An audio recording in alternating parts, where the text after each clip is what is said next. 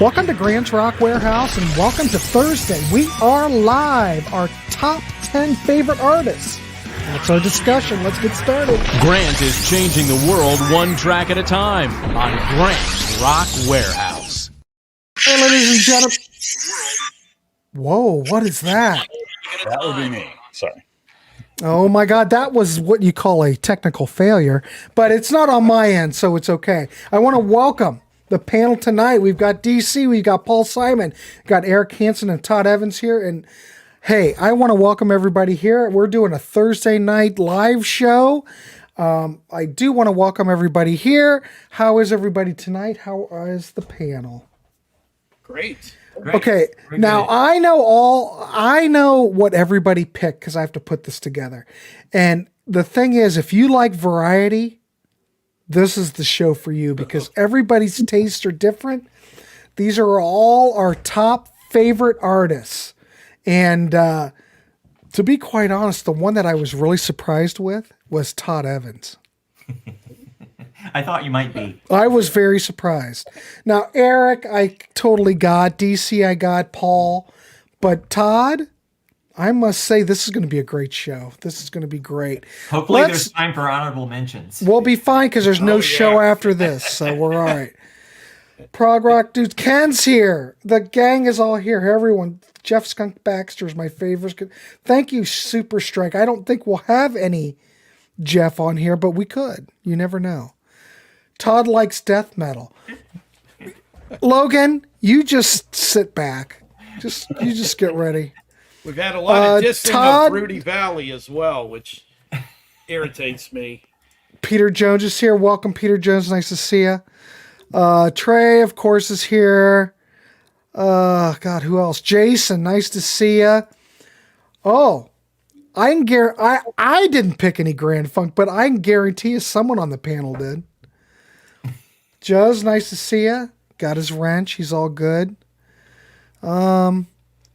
Grant, this is a great exercise because for your regular panelists, this gives people that are tuning in a real idea of where everybody's sweet spot is and just the, kind of variety or, what really resonates with them. So, oh, this is fun. So, Sydney, my number one is not Milli Vanilli. I will let you go with that. All right, so we want to keep it interactive like always. So, John the Music Nut. John, welcome aboard. Nice to see you. Let's just get started. I'm going to go DC. I'm going to go Paul. I'm going to go Eric and Todd, and then myself. We're going to go 3, 3, and 3. You don't have to rush through it because I have to get the graphics up. And, well, you know how it works on this thing. It's hard for me to get the graphics up because sometimes these graphics disappear. DC, welcome to the show. Take it away. What's your 3? all right. Well, hello, Grant. Hello, panel. Nice. There Hello, you go. folks out there on the interwebs. What a daunting task, especially for someone of my vintage and all the years that I have to go through the Rolodex of my brain to come up with my top 10. My criteria for this were the artists or groups who I've listened to the most over the years and whose work has resonated most in my heart. And their output has to be at least 7 albums. So that kicks out Jellyfish for me. Oh, well, that's disappointing. I had to say, those are my parameters that I operated with. As I move through my list, there'll be a few caveats, and I'll explain with my choices. The final 10 in my list combines like rock, pop, AOR, soul, funk. So there's a great mix stylistically here as I like lots of different kinds of music. So let's get things rolling with my number 10, and that would be The Tubes. Okay. Well, here we go. Once I find it. And what an inventive group and what variety in their catalog. And as you'll see, just about all these groups on my list, there's a lot of variety of the music that they bring to, to their output. And that's a very attractive component for me. Oh, help! Oop, help! I almost got lost in the interwebs. The Tubes, like I was talking about variety, they got rock, they got pop, they are soulful, and definitely experimental, and that classic Tube sense of humor, which I always gravitate towards. And that's all there from their early artsy musical collage approach, I'll call it, to the slightly more commercial sound of the Rundgren produced material. And then you had David Foster, who gave them their most chart success. They were always interesting, yet their material was always accessible. I mean, for the most part, they never got too far out there in left field. Great players, and Fee Waybill was an outstanding and engaging front person. I am that old that I saw these guys on their first tour in '76, and it was like a 3-ring circus. I mean, there must have been like 11 naked breasts on stage, Fees out there on stilts, and there were pyrotechnics galore. A great time was had by all, but it was wild. Okay, now let's go for a change of pace with number 9, and that would be Average White Band. All right. I like soul, I like funk, I like light jazz, and sorry, Marlon, I like horns. And what sets Average White Band apart from a lot of other soul-styled funk bands is the strength of their songs. All of their albums are chock full of great tunes, not only the hits, but lots of deep cuts, solid from beginning to end. There's not a lot of groups that can say that, and there's really no great drop-off in their catalog from their first album to their last release. Let's go with my third choice, number 8, would be Black Sabbath. And this group brought something to the rock genre that I had never heard before, and I call it horror rock. If you were to hire a rock group to score a monster movie, it would be Black Sabbath. And that first album scared the living hell out of me as a Catholic grade school boy. I borrowed it from one of my friends. I just took a look at that cover. I like monster movies, but when I put the needle down on the vinyl, it actually scared me. That first song, Black Sabbath, where you have that thunderstorm, the lightning, then you get that Iommi riff. I had never heard anything like that before. And then Ozzy comes in. The icing on the cake comes when he starts describing this protagonist's descent into hell. And the guy starts crying out, "Oh, no, no, please, God, help me." But he's already made his bed, and Satan's waiting round the bed. When I was done playing that thing, and a lot of the tunes afterwards didn't affect me as much, I took the actual album and put it in the closet of my bedroom and closed the door, returned it to my friend the next day. That's how much these guys freaked me out initially, but I got over that. You got to know Tony Iommi as a riff master, and sometimes on these Sabbath songs, there are like 3 killer riffs in one song. The guy was just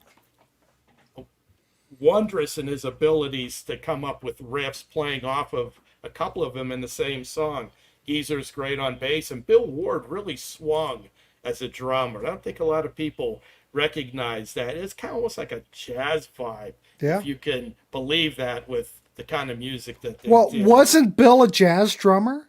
He was. I thought he was. Yeah, and that's it's a very unique sound or addition that he presented with their general output of music was not in the jazz realm.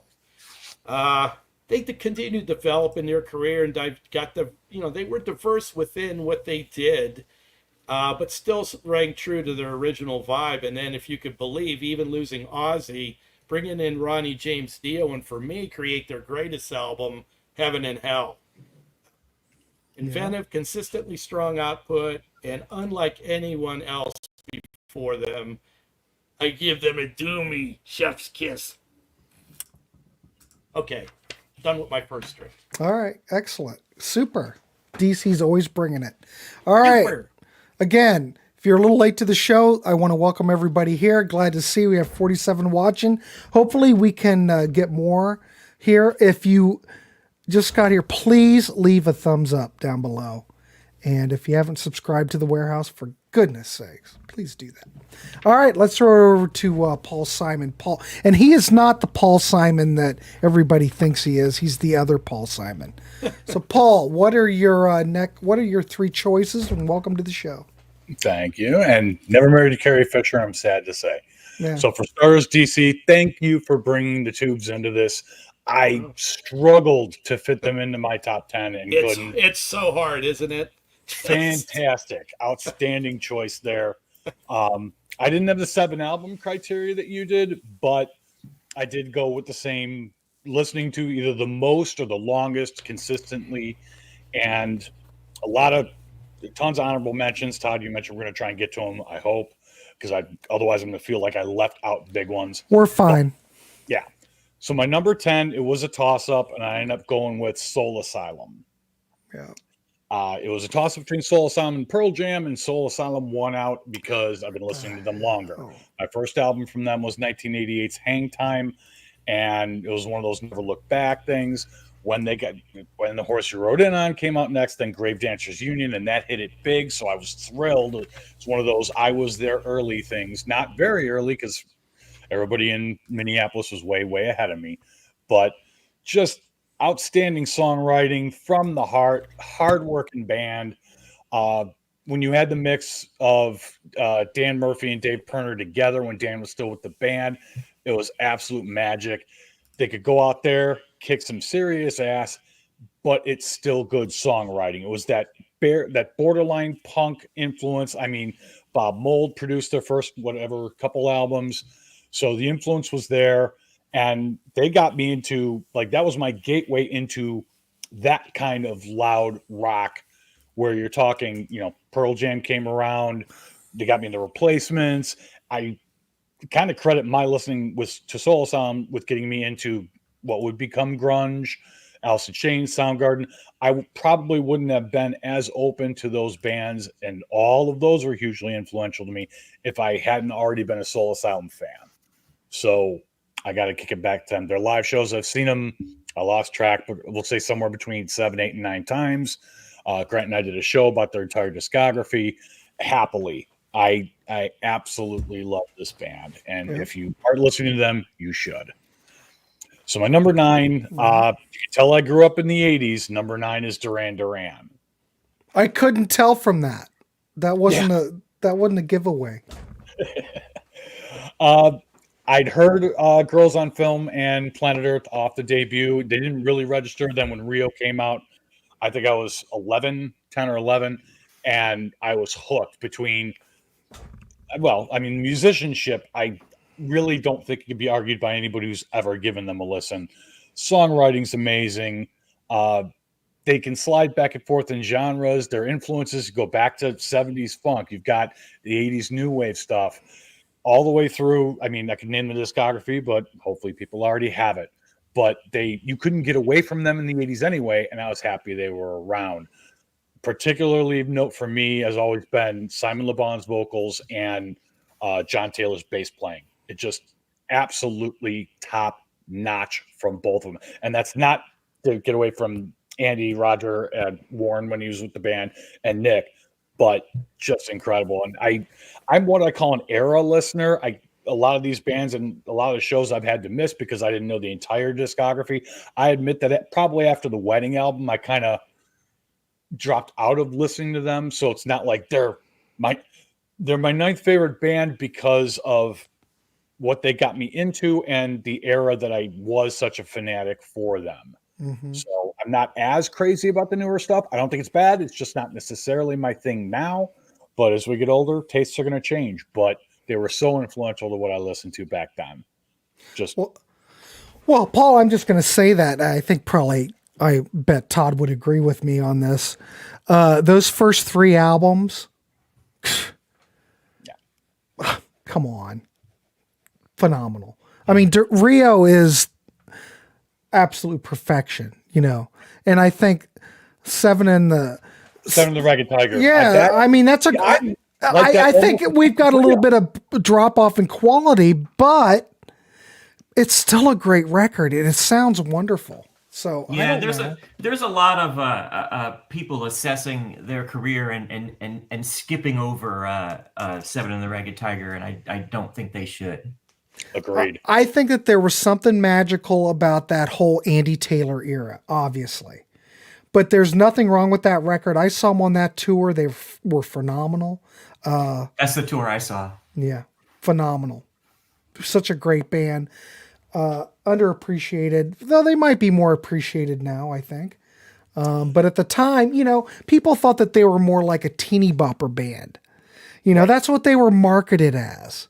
But there was so much more to Duran Duran than that. So, Yeah. And I think the Wedding album was even as big as it was and as much of a comeback or return to form or whatever you want to call it. That is an amazing album. I could still listen to that over and over. Yeah. So, but Rio, I think, is their masterpiece. I wouldn't argue that. 10 out of 10. Love it. I never get tired of it. I'll leave it at that. All right. So what's your next one? My number 8, Billy Joel. Massively influential. Again, back to the time frame here. For me, 1982, Nylon Curtain was the first album I owned from him. Allentown and Pressure, I couldn't get away from those songs. And that was my gateway into the older stuff. But then after that, it was An Innocent Man. There's no getting away from that. What did they have? 5 singles? 6? The Bridge, Stormfront, and River of Dreams. I said I was an Arrow listener. I kind of fell off after River of Dreams. But saw him twice in concert. Amazing. Consummate performer. D-Rocker, stand by. D-Rocker's here for the duration. He'll stand by. Billy that may or may Joel. not come up. But no, Billy Well, Joel. I've seen him in concert probably 15 to 20 times. Never disappoints. Never, always gives it his all. What a performer! What a songwriter. Yeah. And I'm glad you mentioned both of those because not just the songwriting, but the performing. Like you said, a lot of people are amazing. And here's my hot take of the night, so you can attack me in the comments. He did a version of Goodbye Yellow Brick Road on his own, not the duet version, the solo version, that still gives me goosebumps. Guy could sing the phone book. Yep. I absolutely love him. I can't argue with that. He still sounds great. Yep. I saw him on that tour with Elton. That was really a lot of fun because especially when they traded off doing the others' tunes, it was really so interesting, their approaches to the other artists' music. There's like a whole Triumph discussion going on in the chat. It takes some tangents, doesn't it, on there? I mean, it's like a show outside of the show. That's all good. I'm good. All right, was that 3, Paul? Because, I'm posting and I can't keep track. All right, cool. Excellent. Eric, you're up. What's your 3? Uh-oh. Why can't I hear you? I can't hear you. Ladies and gentlemen, we have a technical issue with Eric and his equipment.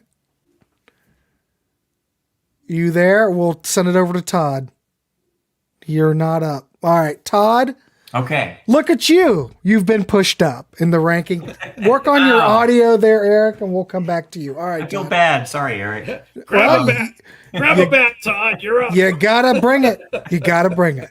Oh, I played baseball 1 year. You do not want me to grab a bat. So in coming up with my list, I tried to combine what I like the most now, but if there was a band that used to be my favorite band at any time in my life, they have a place in this list, and so that's why it turned out the way that it did. But my number 10, because it was my favorite band from probably age 16 to about 30, maybe 28, was Orchestral Maneuvers in the Dark. All right. And that is my number 10. That was the first time that I heard a band that was a contemporary new band that was using a lot of the same sounds that the older bands like Yes and King Crimson and Genesis were using, and actually putting effects on them to make them even sound spookier and weirder. And I was really into that. And a lot of people don't know that OMD has like an early period where they were like a synth pop kind of a Depeche Mode kind of band with drum machines. Then they have a mid period where they were, oh, he'll be back. We'll where be back. they We where lost they him. had a drummer and a big drum sound drummer, and that's the era where they became popular with the albums Crush and the Pacific Age. The Pacific Age is my favorite, but I had to put them in here. They're still active. I think that their stuff that they're making now is still pretty good. I don't like it as much as the stuff from the past, but still active. I saw them about 7 or 8 years ago and was amazed at how much energy they have playing live. I know that, some time has gone by since then, but I'll need to catch them again. But way better live than anybody would ever. I do love Mr. Rapato. I don't think he goes with Styx tonight, though, Ken. Sorry. I do not. But yeah, that's my number 10, Orchestral Maneuvers in the Dark. They had to be on the list because of All right, I loved them excellent. when I was young. My number 9 is I want to say they're a prog band, but they kind of are a lot of things. Anathema. And I've got that. If I can Anathema find it. is kind of a really interesting band. There you go. They started out as black metal, and they morphed into something very, very different from that. But they kept some of the heavy elements from that period. And so they ended up being a very, I would say probably art rock is how I would describe it, but it's kind of a combination of prog and art rock and alternative with some heavy moments. And so it's a very, very interesting band. I didn't discover them until about 6 or 7 years ago. And how I discovered them, this would be my recommendation for anybody who doesn't know anything about them. This is a 2018 compilation called Internal Landscapes, 2008 through 2018. Nice. And so this is what I got first. And I actually stuck with this for a couple of years because I loved it so much. I just listened to it over and over. But I eventually got the catalog. And it's very, what's the word? I want to find a word to describe it that doesn't sound like I'm being insulting. It's very pensive and kind of earnest. And so if you're one of those people who certain kinds of really sentimental music turns you off, you won't like Anathema. Very hard on their. So they're not like a Nightwish, Todd? No. Well, they are kind of. Okay. I would say there's a little bit of an overlap there. A little bit of overlap. They have a female singer, and she's phenomenal. So they've got 3 singers, two males and a female.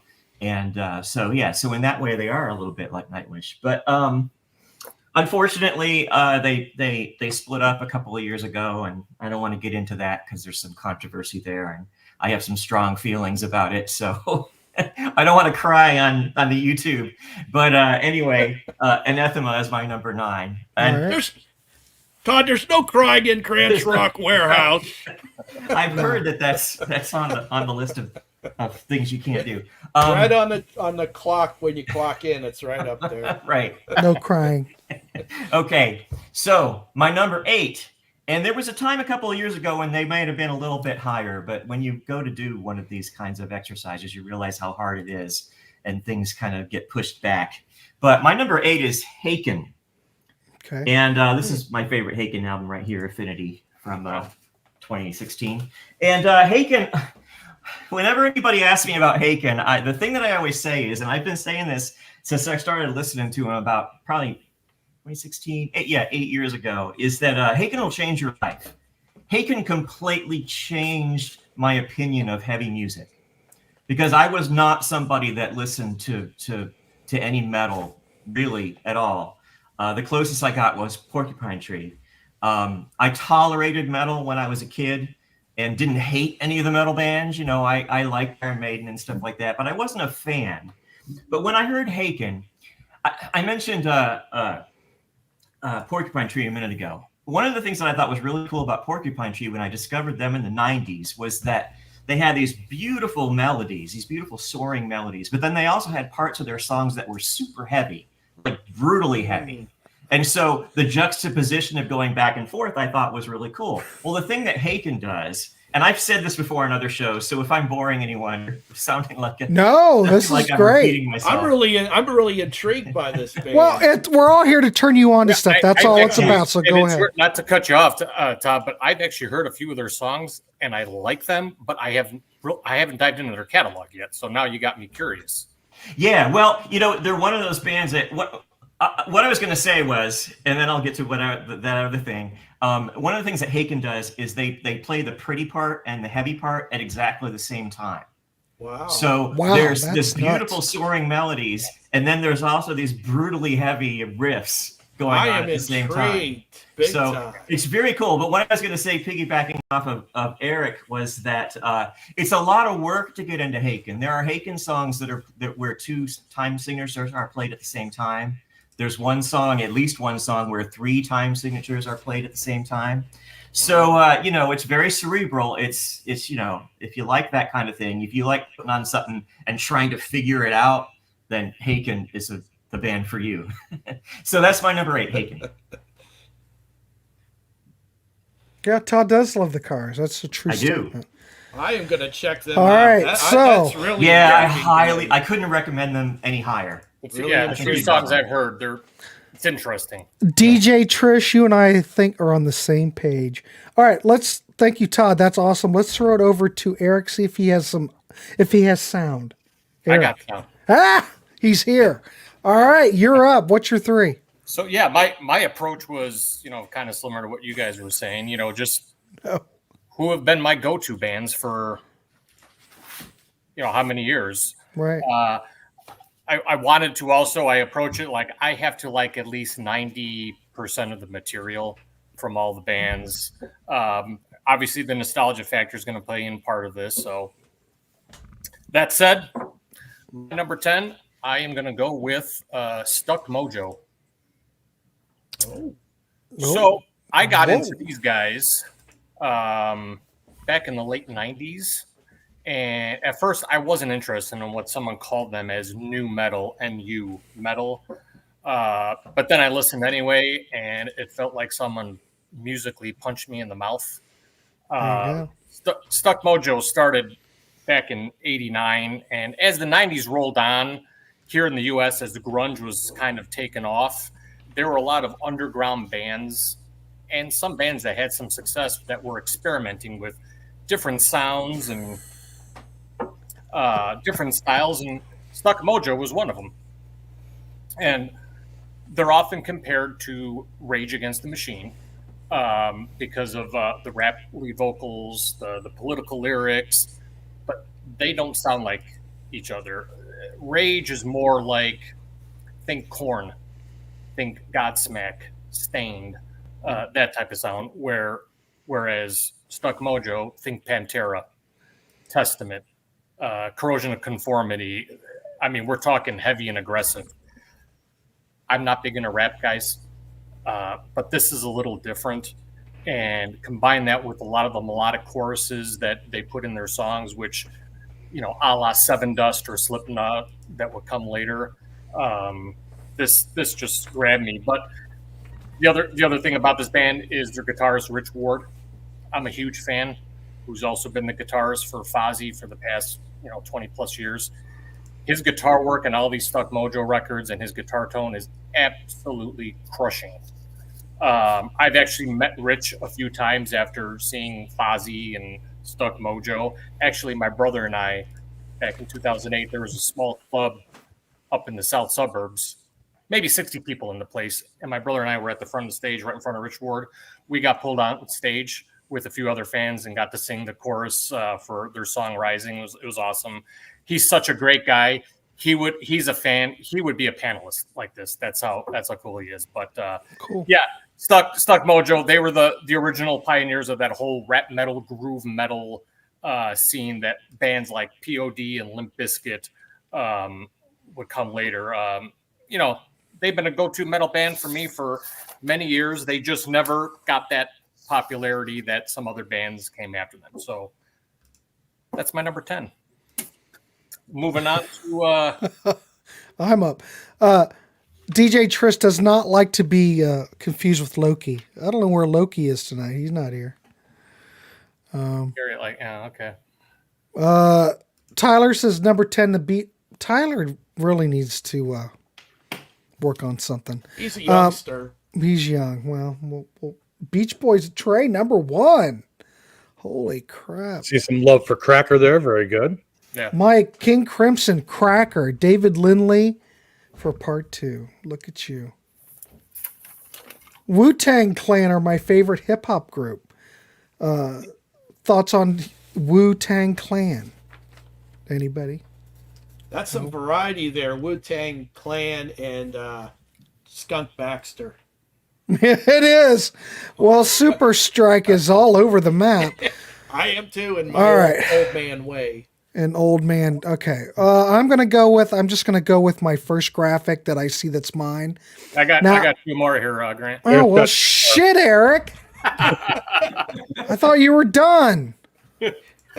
Don't worry, this one will be See, shorter. you dropping out, and all this has got me all screwed up now. Simmer down, everybody. Everybody, take a deep breath.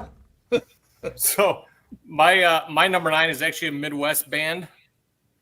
I'm going to go with Survivor.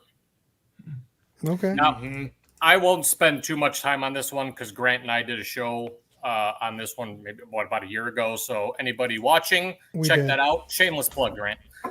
Please throw out more shameless plugs, please. This is a band that I got into way back. Eye of the Tiger. I had it on 45. I still love that song.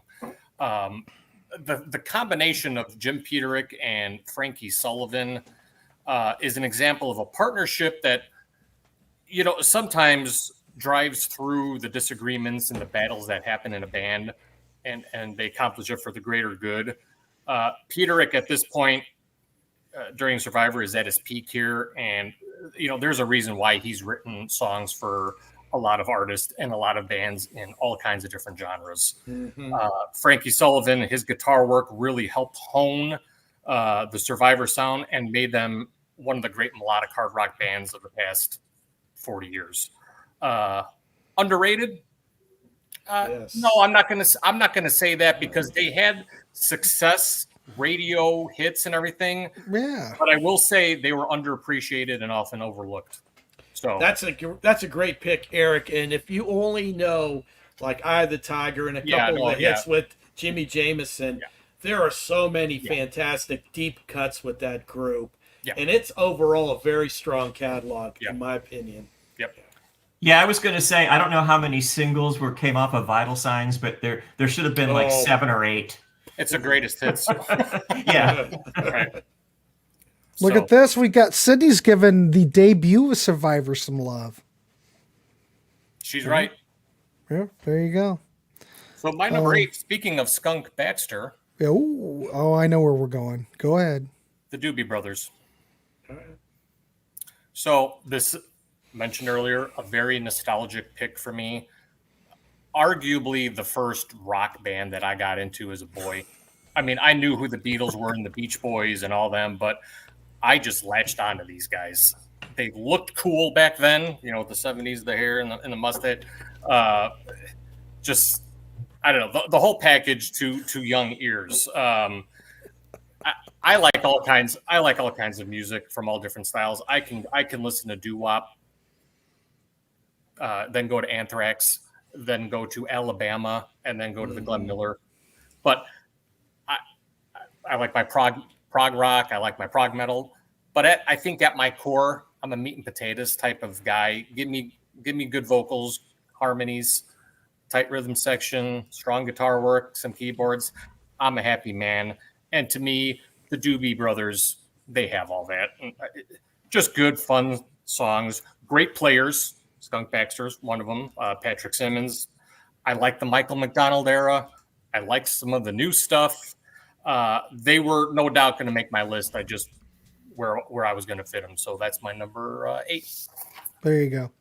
So Sydney is a male, just to let you know, everyone know who doesn't know Sydney.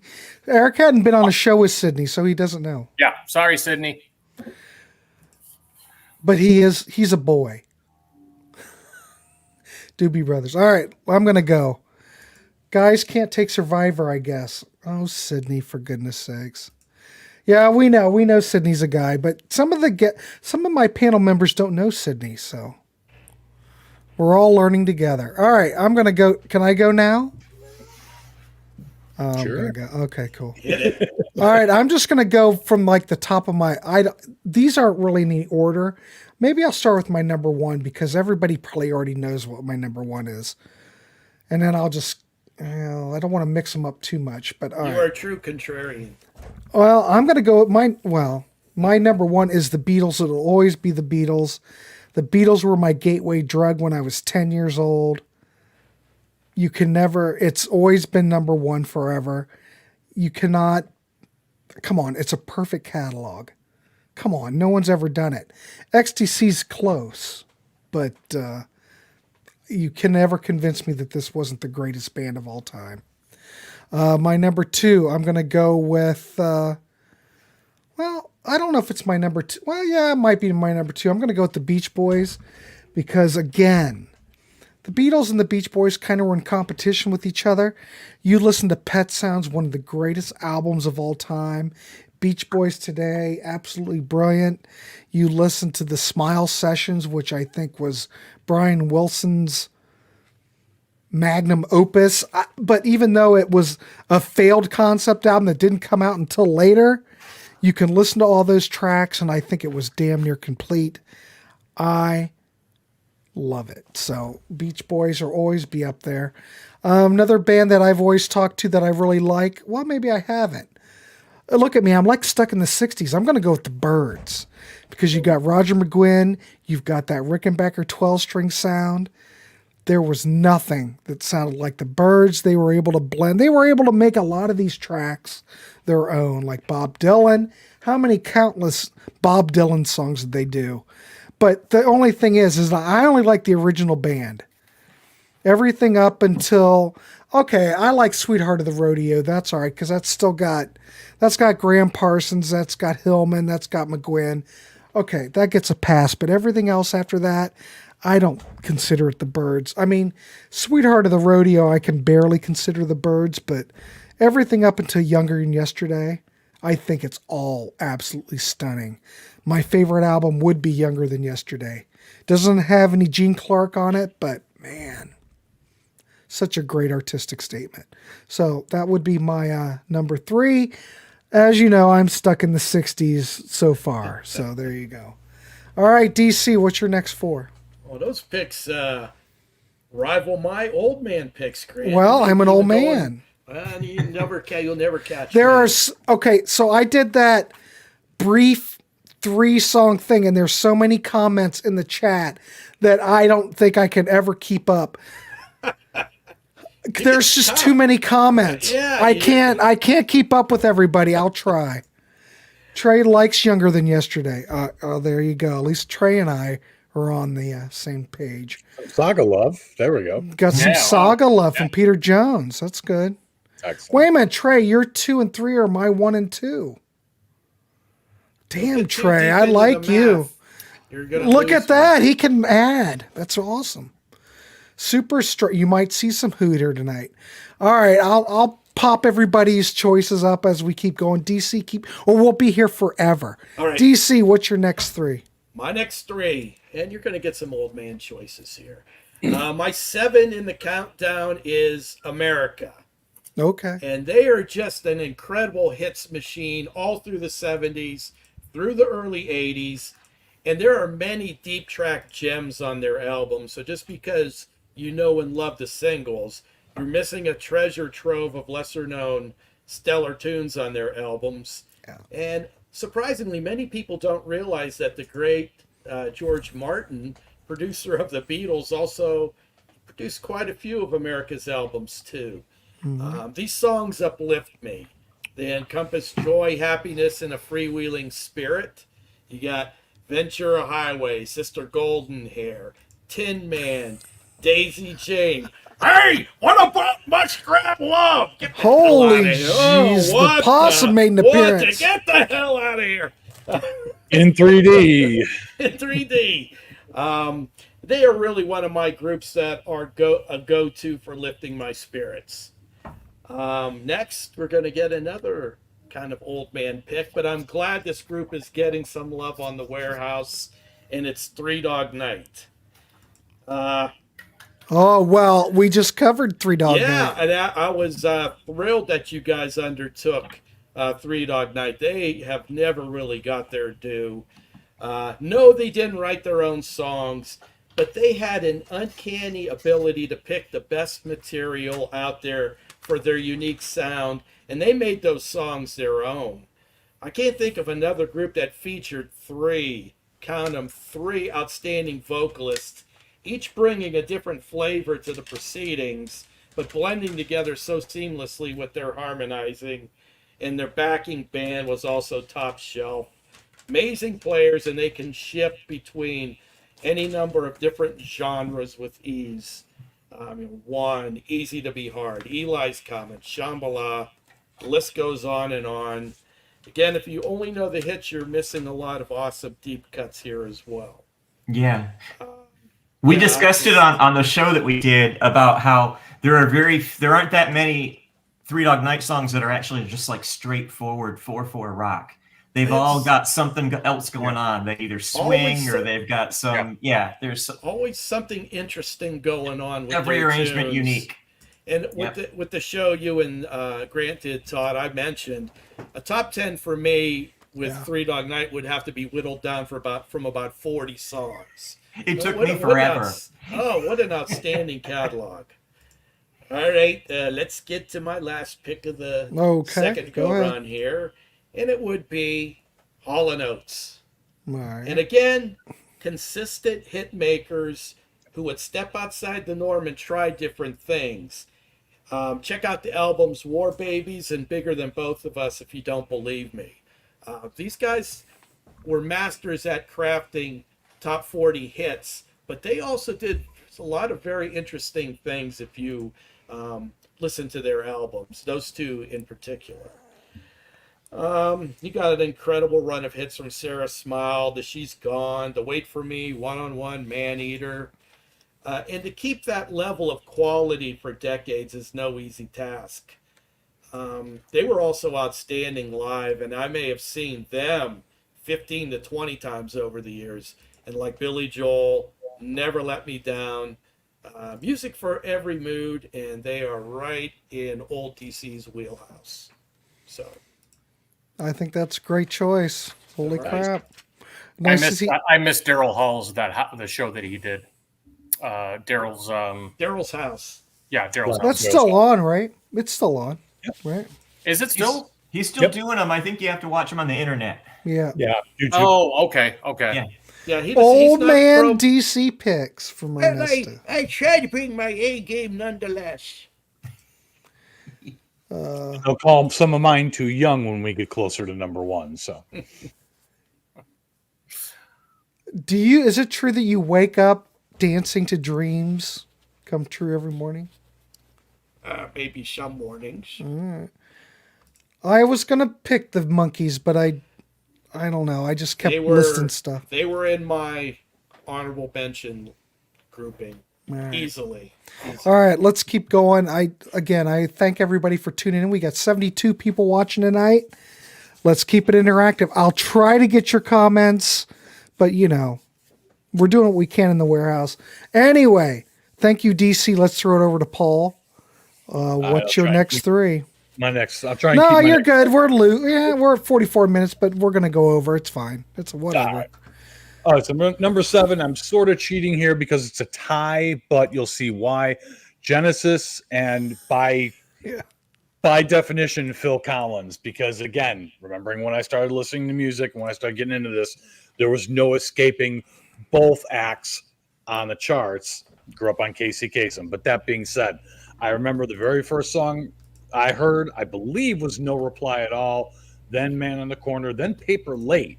So I went looking for the album that had Paper Late, and it was an EP, and I couldn't get my hands on it at the time. So just started buying albums and then heard Phil's voice, heard Face Value, In the Air Tonight, grabbed that, and the buying commenced from there. So, and with Genesis specifically, it was everything. I like them all the way through Calling All Stations, and including Calling All Stations, I might add. I love that album. So they were everywhere. Mike and the Mechanics, Bank Statement, you name it. You couldn't get away from something that one of them was playing on.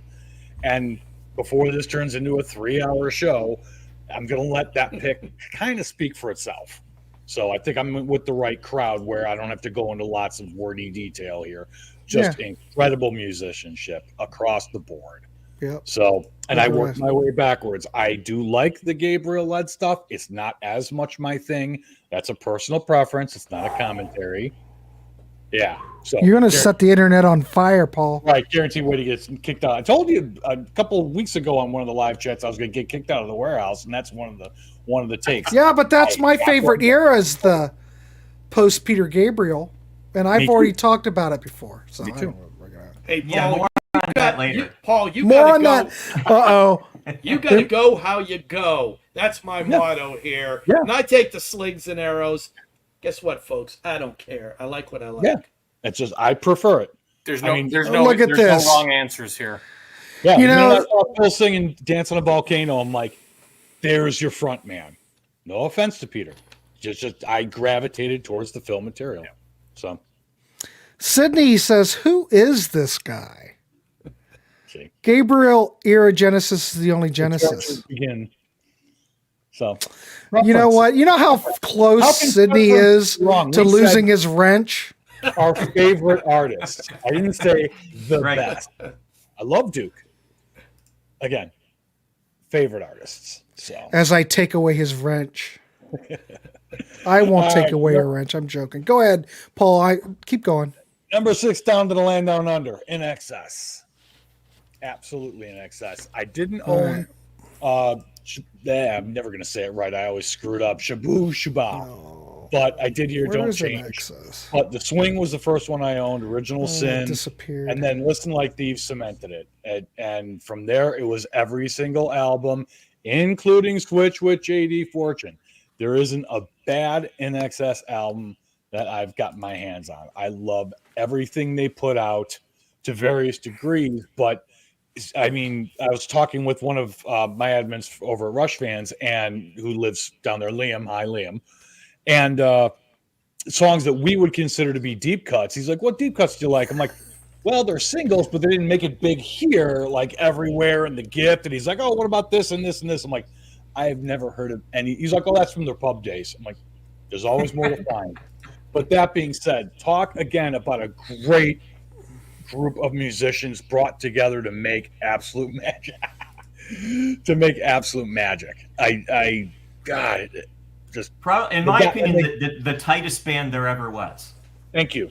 Yeah, Thank you. I've seen them live, and my jaw dropped at how good they play. They were really good. Yeah. So I miss them tons. So what do we got? 7, 6. So one more. All right. I'm ready. Extreme. I don't even know where to begin with the musicianship here.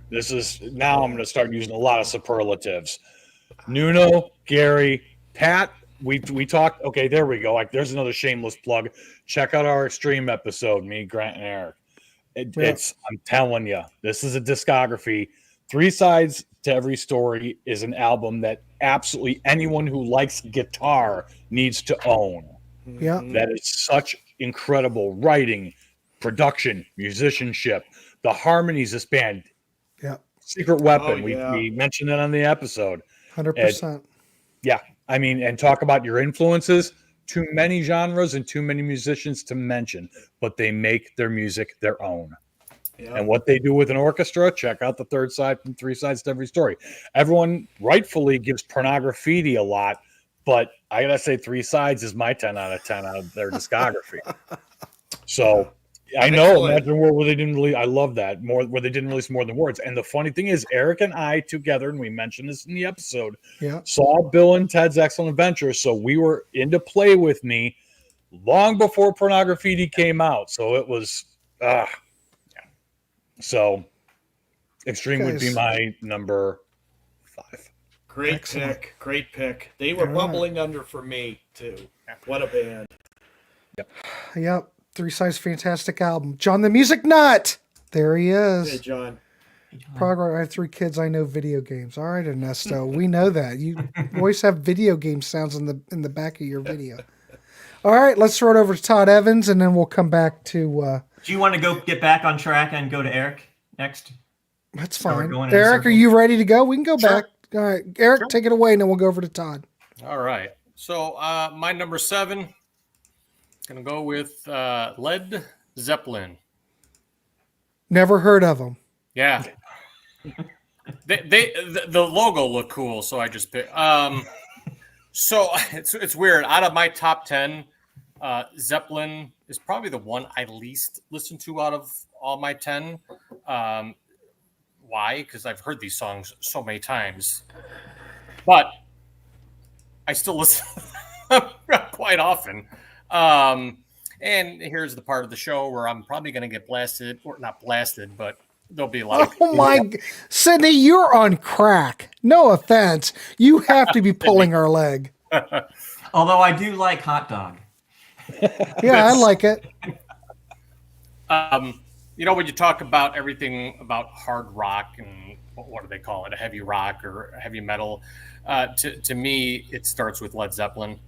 People are going to point to other bands like Black Sabbath. Well, I'll leave Black Sabbath because they were heavy metal before heavy metal. But they're going to talk about bands like Deep Purple and AC/DC and Jimi Hendrix and Cream and the Rolling Stones. But in my opinion, it starts with Led Zeppelin. And all the bands that came after them have praised them. They've tried to copy them. They pointed them as influences. Why? Because they were. And from the point that they broke up, after John Bonham died, all their records from that point up till current day, as we're taping, they speak like a greatest hits. All their albums. It's crazy. The music was diverse, loaded with hooks, energy, and a band that didn't try to blow you away with their technical ability, with their fantastic production, with their incredible lyrics. There's a time and a place for all that. But to me, I look at Led Zeppelin, pure rock and roll. When you are in the mood, get the lead out.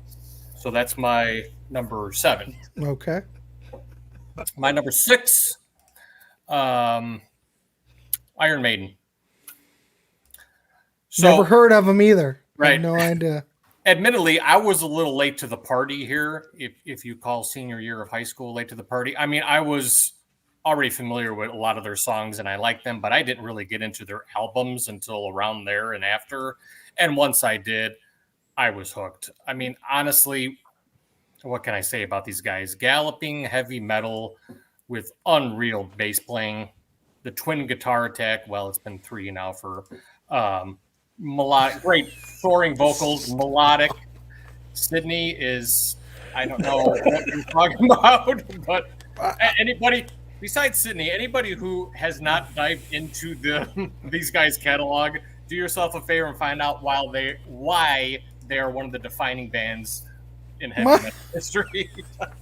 Sydney has obviously escaped the care home. Hey, Eric, I think I have you beat on being late to the party for Iron Maiden. I started listening to Iron Maiden 5 years ago. So they were always just there, and I was like, oh yeah, Iron Maiden, they're good. But I So never what really was it got about it, Todd? You never dived into When it. I was in when I was in my 20s, I worked in a record store, and people were going crazy over Iron Maiden. And I was listening to prog and OMD. And I remember looking at the album covers and going, oh, what is that guy supposed to be? Is he like a murderer or something? That's dumb.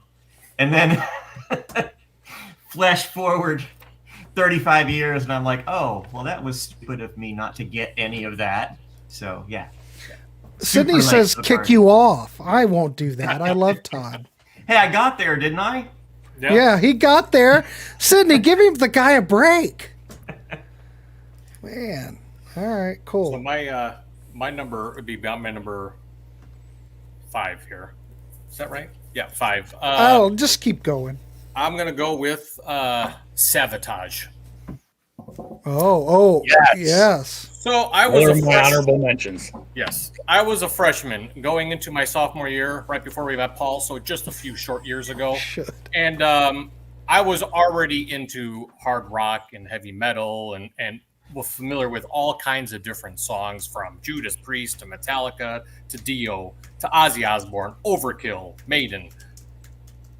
And growing up, there's a little story here. Growing up, I was heavily involved with the Scouts and Boy Scouts. And I remember one year we went to my 2-week camp. And at our mess hall in our campground, there were 2 cooks. One guy, they were both probably early 20s. One guy had a black ponytail pulled back like Steven Seagal. The other guy just had a mullet. And every time we passed them, they were playing something out of their boombox that was either hard rock or heavy metal. And we would talk to them like, hey, man, play this, blah, blah, blah. So me and another friend from my troop, we went to the back of the mess hall with some other scouts for the cooking merit badge. And he's doing the demonstration. And off in the distance on his boombox, there's some metal that I had never heard before. And I turn to my friend, I go, are you listening to this? And he's like, yeah, it's awesome. He gets done with his demonstration, looks up. Anybody have any questions? I go, yeah. Who's that playing over on the boombox? He starts laughing. He's like, we'll talk about it later. This was 1987, and the tape that was playing was Hall of the Mountain King. I've always said that those bands I mentioned earlier opened the door for heavy metal. Sabotage kicked the door off the hinges for me, and they are still my favorite metal band of all time. I like all eras of the band, even the later stuff when they got into the symphonic orchestral stuff that we all know morphed into Trans-Siberian Orchestra. I miss Chris Oliva. He was a riff master. Yeah, Sabotage, my number 5. My copies of Edge of Thorns and Handful of Rain pretty much turned to dust from how much I played them. Yeah. Like Revoke the Wrench. Oh, Sydney's just bullshitting everybody. He's one of us. He's all part of the group. He's just giving us crap. It's all big. It's all good. All right, cool. Was that 3? That was 3. Excellent. Let's throw it over to Todd Evans. Todd has a lot of fans here. The Todd Evans fan club in the chat. Wow. Thanks, guys. Well, there's a lot. All right, Todd. Dazzle the group. Dazzle the panel. Well, I'm going to talk about one band that I'm not sure that a lot of people have heard about in this group, but my number 7 is The Pineapple Thief. The Pineapple Thief is a prog band. This is my favorite album of theirs, Your Wilderness, 2016. There it is. The Pineapple Thief has been around a while, probably, I don't want to get this wrong, but about 25 years, and made a lot of albums. And they currently, the last 5 or 6 albums, their drummer has been Gavin Harrison, the same guy as from Porcupine Tree. So, fantastic drummer. Different kind of a setting than Porcupine Tree. A little bit less heavy, a little more slick. The Pineapple Thief's music is kind of moody, kind of smoldering. But very, very cool. So if anybody has not heard The Pineapple Thief, definitely check it out. They almost didn't make this list, but I had to put them in there because over the last 7 or 8 years or so, I probably listened to them every day. So great, almost Steely Dan-esque in a way that all of their albums sound fantastic. Their keyboardist is a mastering engineer. And so all of their albums sound absolutely stellar. So if you want to test out gear, Pineapple Thief is the way to go. Oh, Eric. Never heard Pineapple Thief, but I bet it's better than Missing Persons Rhyme and Reason. Man, you're missing out. I'm telling you. Rhyme and Reason's a good record. Don't believe what you've read. Check it out for yourself. All right, go ahead, Tom. Okay. You can go. My number 6, Catatonia. This is a band that I discovered in 2022. And the reason that they're on my list of favorite bands of all time is because this album right here that came out in that year, 2023 actually. What the hell is it? This is one of the best albums I've ever heard.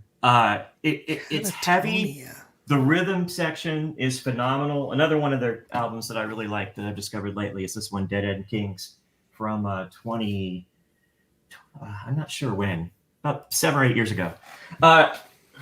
They got the really, really melancholic and sad, heavy, but also kind of really, really beautiful and just a lot of their songs only have, maybe just a couple of couple of 4 or 5 lines of lyrics, but the lyrics just kind of hit you right in the feels, and they're very sad. A lot of their albums have that's the best way to put it. A lot of their albums have birds on them. This one is another. Oh is an yeah, you've example of showed that before. So, yeah, one of my favorite covers of all time. But yeah, like that. And Catatonia is an amazing band, and they've got so many albums. I want to say they have 12 or 13 albums. I haven't even heard them all yet, but they are a band that I play every day, multiple times a day. So that's how they made the list. Excellent. And now we're going to get into the bands that have much more. They have much more time with, many more years with. Right. And my number 5 is Supertramp. And where is it? God. I often say, a lot of people think, because of how much I talk about him, that my favorite musician is Tony Banks, and more on him later. But my favorite musician is actually Rick Davies from Supertramp. Really? Just an absolutely phenomenal piano player, just the best piano player I've ever heard. He hits the piano keys so hard that I just never heard anything like it. Great soulful voice.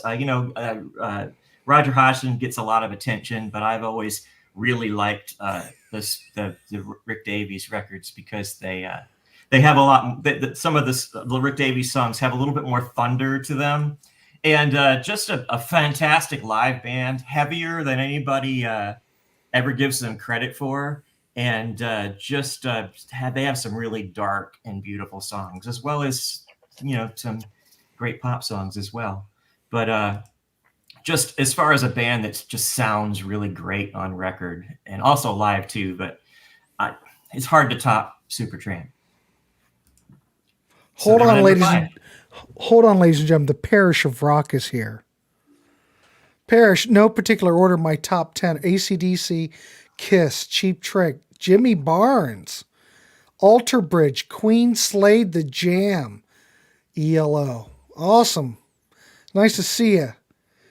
Of course, you have to mention Slade because the Parish and I are doing a Slade series that we will reconvene in November. So I think maybe. Sydney, Todd's number 1 is going to be a random death metal band, so then he will be forgiven when he picks new wave albums on future panels. God, I knew I should. That's not a bad strategy. That's a good strategy. I wish I had thought of it. I'm going to have at least 15 top 10 lists, if that makes any sense. Yeah, Juz, same here. What's the number 1? What's the number 1? These are my honorable mentions. Oh my God, that's all right. We're at an hour, but real fast. We're okay. My number 4 is Judas Priest. It's all about talking music. That's all. We've got 75 people watching, so as long as we don't lose people, I'm good with whatever. As long as the panel is good. Misfits, The Damned, Haircut 100. Todd's number 1, Charred Walls of the Damned. Sounds like a nice Christian group. Yeah. It sounds like something I'd like. Oh, yeah. Don't forget that the Parish likes Fall Out Boy. He brought that up on his show. They're not a bad band. He brought that up on the show. I couldn't. If you played me a Fall Out Boy song, I would not know what it is. All right, I'm up. Oh, well, let me get it together. All right, I'm just going to go up. We know the Beatles will be my number 1. I don't know if this is necessarily going to be my number 4, but I'm going to go with April Wine. As you know, we've done an April Wine series that took a year. And a lot of these picks are influenced from when I was a wee lad and I got experienced to things. And when I saw April Wine, I know I've said it before, 1979, and they were doing, and I was just learning guitar, and they were doing those triple leads, trading back licks, and I was just totally taken, and I'm still taken. We did a series on my channel where we looked at April Wine for like over a year. And the thing is, you might think that a lot of those later albums aren't quite as good as those original Aquarius albums or those Capitol albums. Do yourself a favor and check them out if you can find them. Top notch. I'll always like April Wine. I can't help it. Like I said, a lot of my picks, they're going to go down that road. This was mentioned. This is another band that I like the entire catalog.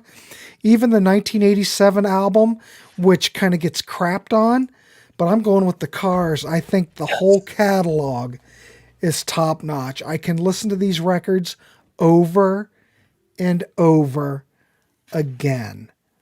I think what they had was pure magic. Yeah, well, maybe the Cars weren't a great live band, but man, what they laid down on vinyl, top notch. So if you haven't heard any Cars, please check it out. Underrated. Benjamin Orr. We're gonna do a one and done on Benjamin Orr here shortly. So Hey, Grant, you know what's wrong with that 1987 album, Door to Door?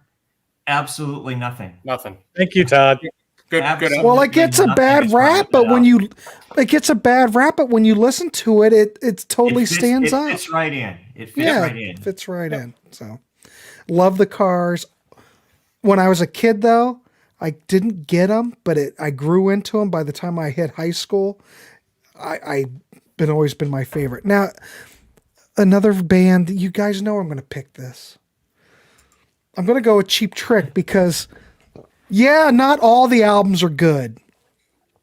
But that golden period, that first period until Tom Peterson left, perfect records. Perfect songwriting. Everything's perfect. Nothing's weak. I'm even going to throw All Shook Up in, which I think is a Cracks album, but still, it's good. I love Cheap Trick. Now, some of the sketchy stuff, of course, The Doctor. Standing on the Edge, which could have been a brilliant record had Jack Douglas not abandoned the project. Damn it, Yoko. Could have been a great record because if you listen to those tracks, well, there's a couple of tracks you can listen to on those Real Gone compilations that have the original Jack Douglas mix, like Little Sister. When Jack Douglas mixed it, it sounds great. But when he left and it got turned over to the record company and what is it, Tony Platt? Help me, someone. Tony Platt, is it? Is he Which the one? album, Grant? Standing on the Edge. Oh, yeah. You know, He mixed it, but they added all these fake drums. You know, you I can't always even like hear Standing Bunny. on the Edge, so I usually just keep my mouth shut about it so I won't be abused. Well, no, but what I'm saying is if you hear the track before it was all futzed with, It's even better, I'll bet. it's even better when you have Jack Douglas doing the mix. I'm spending too much time on Cheap Trick, but you know I get worked up. All right, how many was that? The 2, right? Well, I'll do one more. That my third one. We got a dono, it looks like. Holy crap, wait a minute. Let me speak. Oh, we've got 55 comments. See, when I talk, I can't do it all at the same time. Wait a minute. Let's look at the dono. Holy, we do have a dono. Rebel from the waist down. She got the devil on the phone and he's not happy. No Slayer gets all 5 you We're not rotten done apples. yet. We're not done. Rebel, hold on. Hold on. But thank you for the dono. I appreciate it. I would give you a wrench, but I can't get to my wrenches. So anyway, my number, whatever that is, my next one's The Cure. We've talked The Cure on my channel. In fact, Todd Evans was on that show. I love The Cure. Now, not every album's perfect. I think everything was perfect up until Disintegration. I think The Wish is a fabulous record, but are there cracks there? Well, I think a lot of things happened to The Cure. When David M. Allen left and didn't produce anymore, I think that had a lot to do with it. I think what David M. Allen brought to The Cure, he was like their George Martin. He was their Terry Brown. And things changed. But I think that catalog, I'm going to include Wish because David M. Allen's on it. Absolutely wonderful catalog. And the new album will be out. I'm having high hopes for it. Has anybody here heard anything from the new record? Yeah, the first 2 songs released, they're fabulous. Fabulous. I All did right. a show. I did a Rock Daydream Nation show with Peter Kerr about Alone, the first one. All right. Excellent. Looking forward to it because if Todd Evans says it's good, I'm down. All right. So there's my next 3. Well, yeah, but Tony Platt was the mixer, but he's the guy that brought in the digital drums, all the keyboards, all that. He ruined, well, except for Todd Evans, except for Todd. He likes it. It's a different record because you can't hear Bunny playing drums. I mean, Yeah, I don't like the. You see what I'm saying? On that album. Yeah. it just sounds, and plus if you've got the CD, man, was that a sterile sounding? It was a little bit harsh. If you ever listen to the original CD, it's kind of harsh. So it really could use remastering, but I doubt we'll ever see that. So, oh wait, Sydney, I still listen to the Doctor over whatever DC picked. Oh my God. Hey, well, speaking of the Doctor, I'm just saying, sorry, I'm monopolizing. It's my show. I think that there are probably some good songs on the Doctor, but I think it's the production, the Tony Platt production that kills the Doctor. But I think there are probably some good songs on there. So, all right. That was my 3. I'm going to turn it over to DC. I'm going to bring up some comments because I cannot keep up with you people because you're very fast. But I do want to thank everybody for coming on and hanging out. So, all right, DC, what's your next 4? All right, final 4, which will be no surprise to anyone. My 4 pick is Grand Funk Railroad. And That's talk right. about a powerhouse band that encompassed rock, soul, and funk. Again, right in my wheelhouse. That resonated me right from the beginning when a high school neighbor of mine brought that first live album over to my house, and he said, "You got to listen to this." And I was floored. This was also a band that moved with the times from underground rockers to pop kingpins in the mid-'70s, going from a trio and did just about everything a trio can do, and then moved on to a foursome, expanded their rockin' sound to fit the times. And a lot of variety in their catalog, and I would even call their album Phoenix country tinged. But a dynamite frontman and vocalist, songwriter, and guitarist Mark Farner. Yep. Bill Shocker laying down that awesome bass line that in their early years also acted almost like a second guitar. And Don Brewer on drums, who was also an awesome vocalist. Add Craig Frost, who is a keyboard master, and you have one of the all-time stellar hard rock acts of the 70s, Rock and Roll Hall of Fame worthy. I love these guys. Number 3, All right. Steely Dan. Sophisticated, yet accessible. Now, a lot of people get turned off by Donald Fagen's voice, but I find its uniqueness perfect for these songs. I never tire of these tunes, and I'm always discovering new things about these arrangements, even though I've been listening to them for decades. This is the test of great artists and bands. You hear this material over and over again, and you never tire of it. They had the best players out there on their albums, and such smart instrumentation, and the musical direction here is stellar. And even on their singles, there was that level of sophistication. It wasn't just ear candy. They could play. They could play. They got the best people in there to do whatever they needed.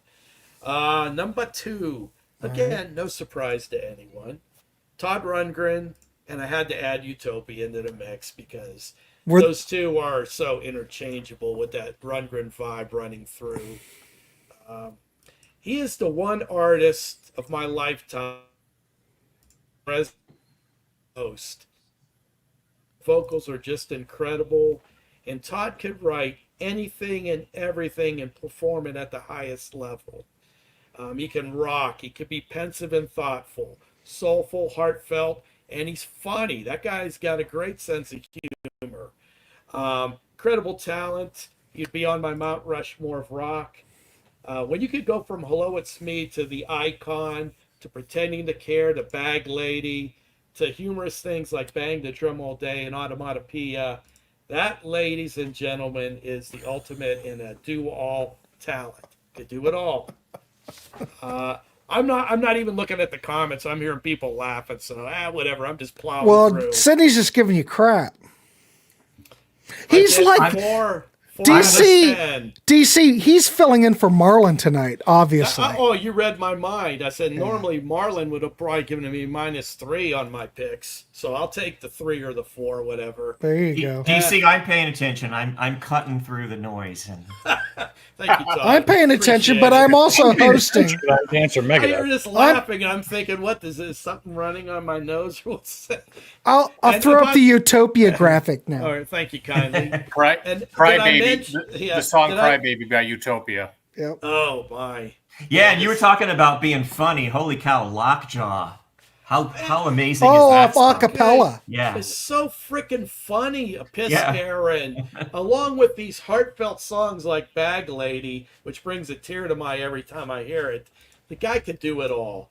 An incredible guitarist as well. I think he's kind of given up that guitar god thing, but back in the 70s, that guy could play with the best of them. You know what? The killer thing off acapella, we're on a tangent, but Pretending to Care. Oh my God, yes. Show me a better vocal performance. Golly, that just gets right to your, and then that ending part where it just, oh God. Well, I saw Todd once when he was touring with Joe Jackson. For the Todd portion, it was just Todd and 4 violinists or 4 strings, and they did an incredible Pretending to Care performance that raised the hair on the back of my neck, gave me goosebumps. It was outstanding. That was an amazing tour. Oh my! I saw that too. Yeah, that guy is a true artist. I mean, he follows his vision, yet so much of it is very accessible. Okay, my last one. I'm going to be right in line with Grant. It's the Beatles. Of course I'm going to cheat a little bit and also include their solo material as well. Okay, that's fine. I'm an older cat, and I was old enough to remember the Beatles bursting onto the scene and just what an impact culturally they had after that first Ed Sullivan appearance. I mean, it was a real shot in the arm for our country because we were still reeling from the assassination of President Kennedy, and that went all through the holidays. It was just a very somber mood. Even me as a peewee picked up on that. But it was the perfect confluence of the right act at the right time. But everybody had an opinion about this band. Kids loved them. Teens loved them. The adults were bemused by them. I mean, I remember my dad was a guitarist and a singer. He liked the Beatles. My mom couldn't get over their hair. These guys were in nice suits, but they just couldn't get over the fact that they had long hair. But they were really a breath of fresh air at a time when this country really needed it. Innovators, top shelf songwriters, everything that's needed, that's been said about the Beatles is sad. So I don't really need to go into any more detail. So pineapple food. Sorry. Is that true? No. Devo. Early Foreigner. I could have picked Foreigner. I didn't. All right, DC, was that 4? I am done. Jesus, you went through that fast. I tried to not be so all right, verbose. Sydney's gave you a 4 out of 10, rounded up to 5. So there you go. Number 8, Missing Persons. Well, I love Missing Persons. I've got that Missing Persons CD box set. Come on, Trey. Can't fault anyone's picks. Right. True. Yeah, well, that's my number 1. It'll always be my number 1. Big Country and the Skids, I like a lot. Rest in peace, Stuart Adams. Yeah. Yep. All right, let's throw it over to Paul. What's your next 4? All right, my final 4. Number 4, Metallica. All right. My introduction to all things loud. Heard Ride the Lightning and it started kind of creeping in, but Master of Puppets was my gateway. That was it. It was all over after that. Listening to them got me into Megadeth, Anthrax, Ozzy, Iron Maiden, just any metal worth knowing at the time. A little bit of Slayer, but Metallica they were the band for me from 85 into 86 with Master until, for me personally, preference-wise, Reload. Saint Anger wasn't my thing. Kind of fell out. I've since gone back and started picking things up with I got Death Magnetic. I still have an open 72 seasons, so I'll get there.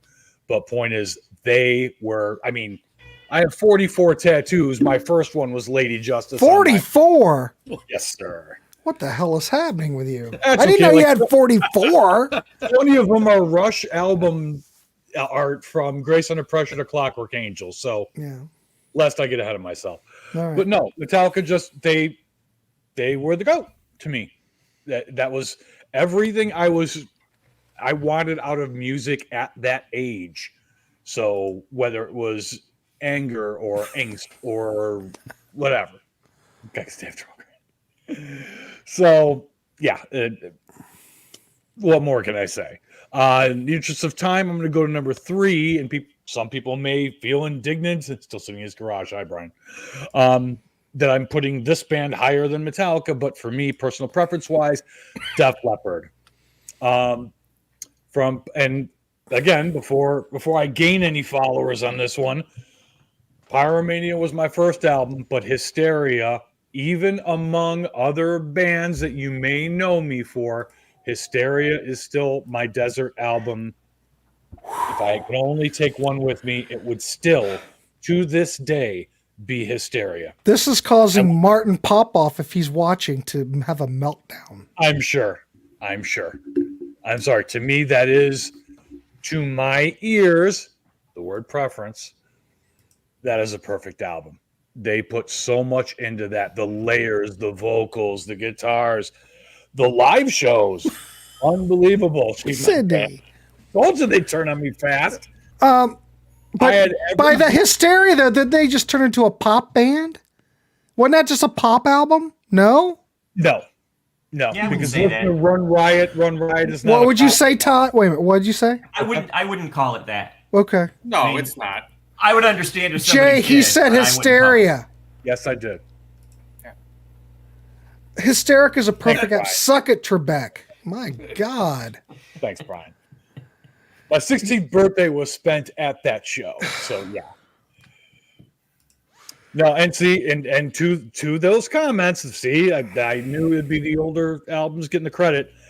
I loved Adrenalize. It wasn't as good, but I loved it. Slang, stupidly underrated album. Give Slang a listen. Yeah. Slang is an incredible album. Where am I at even on this Byron list? says Hysteria has moments, but some crap on there also. Is there any crap? Excitable. I'm not as Yeah. crazy about Excitable as I am about the rest of the album, but I'd still take it with. Prog you got Rock dude says Gods Poppy. of War. Poppy. Yeah, Gods of War, Run Riot, Don't Shoot Shotgun. Are not pop songs. No. Thank you, Eric Panzer. Eric says Adrenalize is very underrated. White Lightning raises the hair on my arm. Unbelievable song. And even go all the way to X or 10, however they pronounce it. You've got Scar. You've got Love Don't Lie. That is another ridiculously underappreciated album. I'm not wild about Pour Some Sugar on Me myself. I do like the live version better. But Okay. Animal, I can still listen to that on total repeat. Hysteria. Women. Underrated. It underperformed. It only went to like number 60 something or between number 60 and number 80 on the pop charts. And they thought the album was going to tank here in the U.S. But Animal, surprisingly, was the one that decided to pick it back up. So, Well, Def Leppard, all right, The Parish. We need to take a moment to talk about The Parish. Def Leppard would make my top 20. Great live band, and unlike many, I like their later albums. Thank you. Oh, Absolutely. Tyler, goodness sake, pour some sugar on me, more like pour some acid on me. Well, that's not a very nice thought. As Pete would say, songs you never need to hear again. Back when I worked in a record store, there's a picture I have that somebody took of me, and I'm standing in front of a poster, and it says, "Coming soon, Hysteria." And whenever I see that picture, I think, imagine a world without Pour Some Sugar on Me. Mm-hmm. Not because I hate it, because it's just like, imagine I always think about that with bands when songs come out. I think, imagine living in a world where you hadn't heard that song yet. Oh, it'd be I mean, less lively in the gentlemen's clubs, that's for sure. You know, Exactly right. Woo! you know, Paul. That and cherry pie. Paul, you're getting some love. You're getting some shit. But wait till they see Poison as my number one. Wait. All right, number 2. Yeah, Queensryche. I got that. So I wasn't wild about the EP. I wasn't Well, wild I about did have it. Where'd it go? I liked about half of the Warning, but I have to give full credit. My best friend when I was younger, Jim Shields, his sisters were diehards on Queensryche. I had Rage for Order and Operation Mindcrime beaten into me, and I finally opened up, started listening, and I went, this is really, really, really damn good.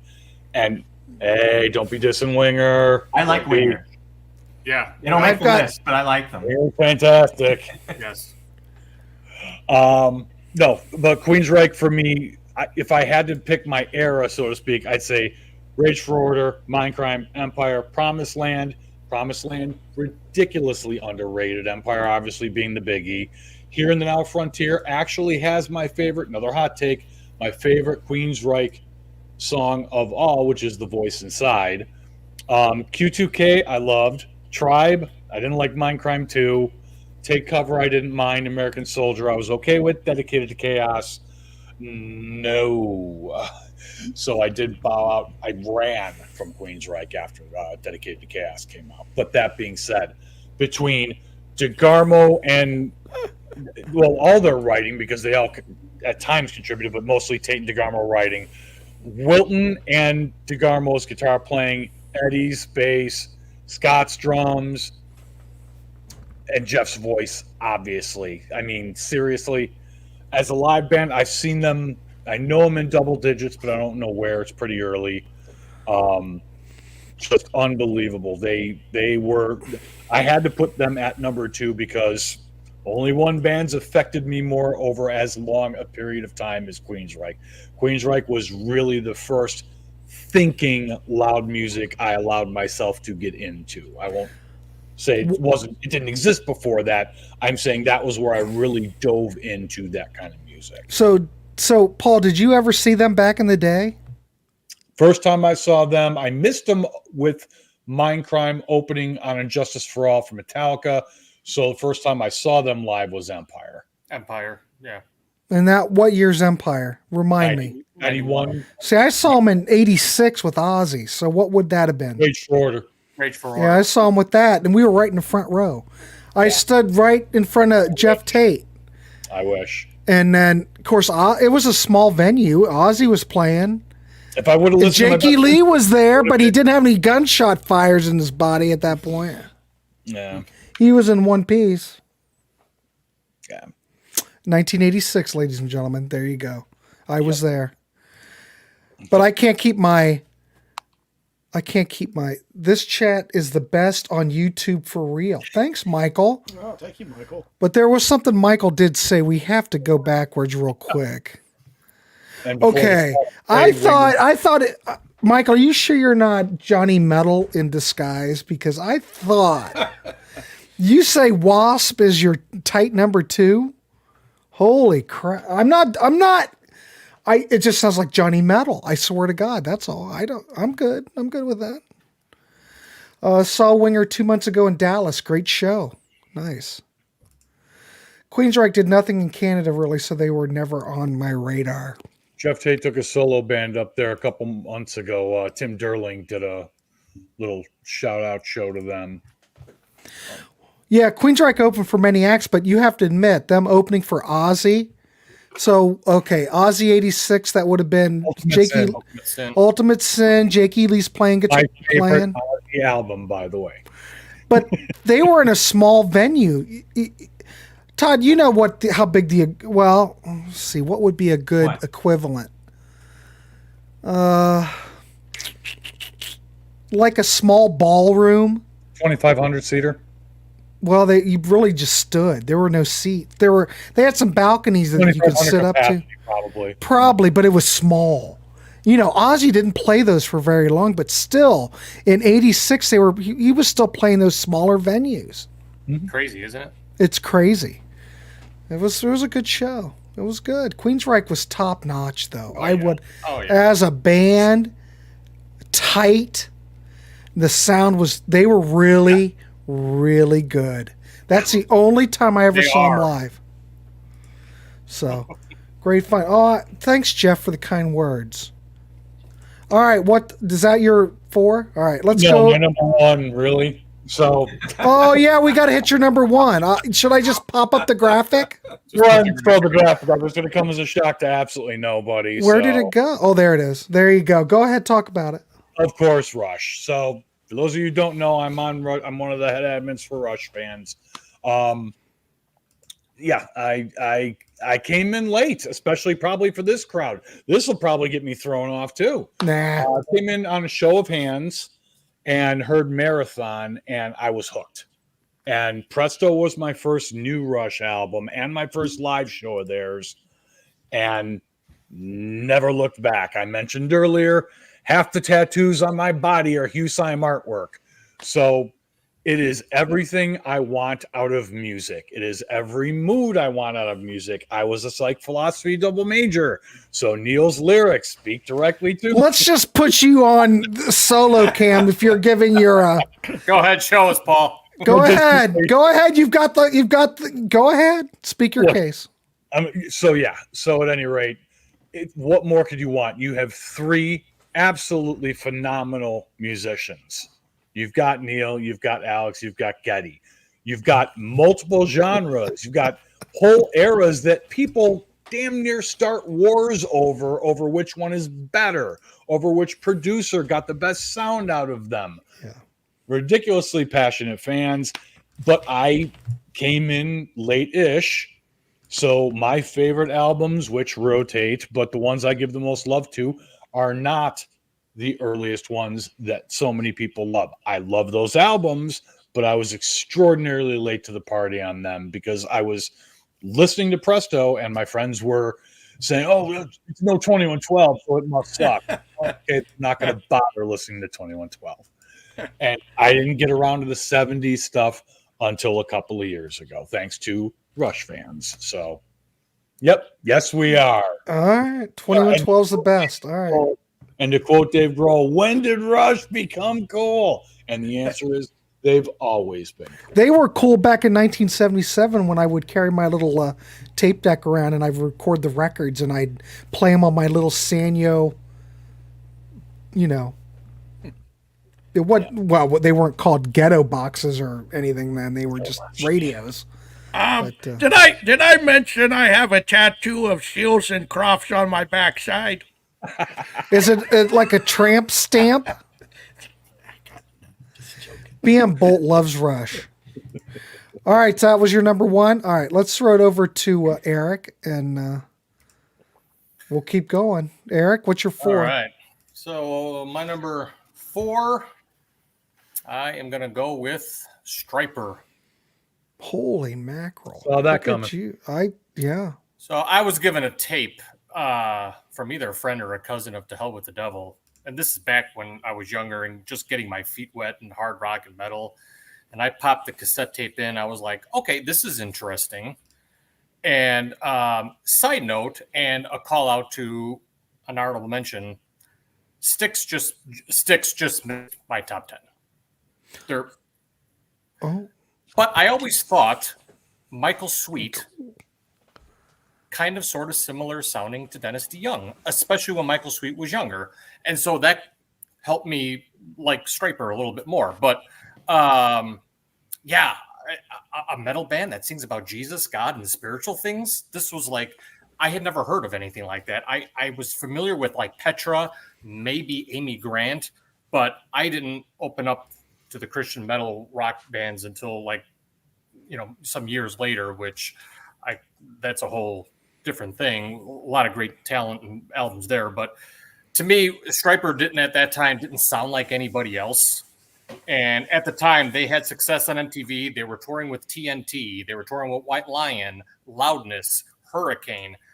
They broke up in the 90s, got back together 04, 05, and they put out a string of albums that are arguably better than the ones that they had in the 80s.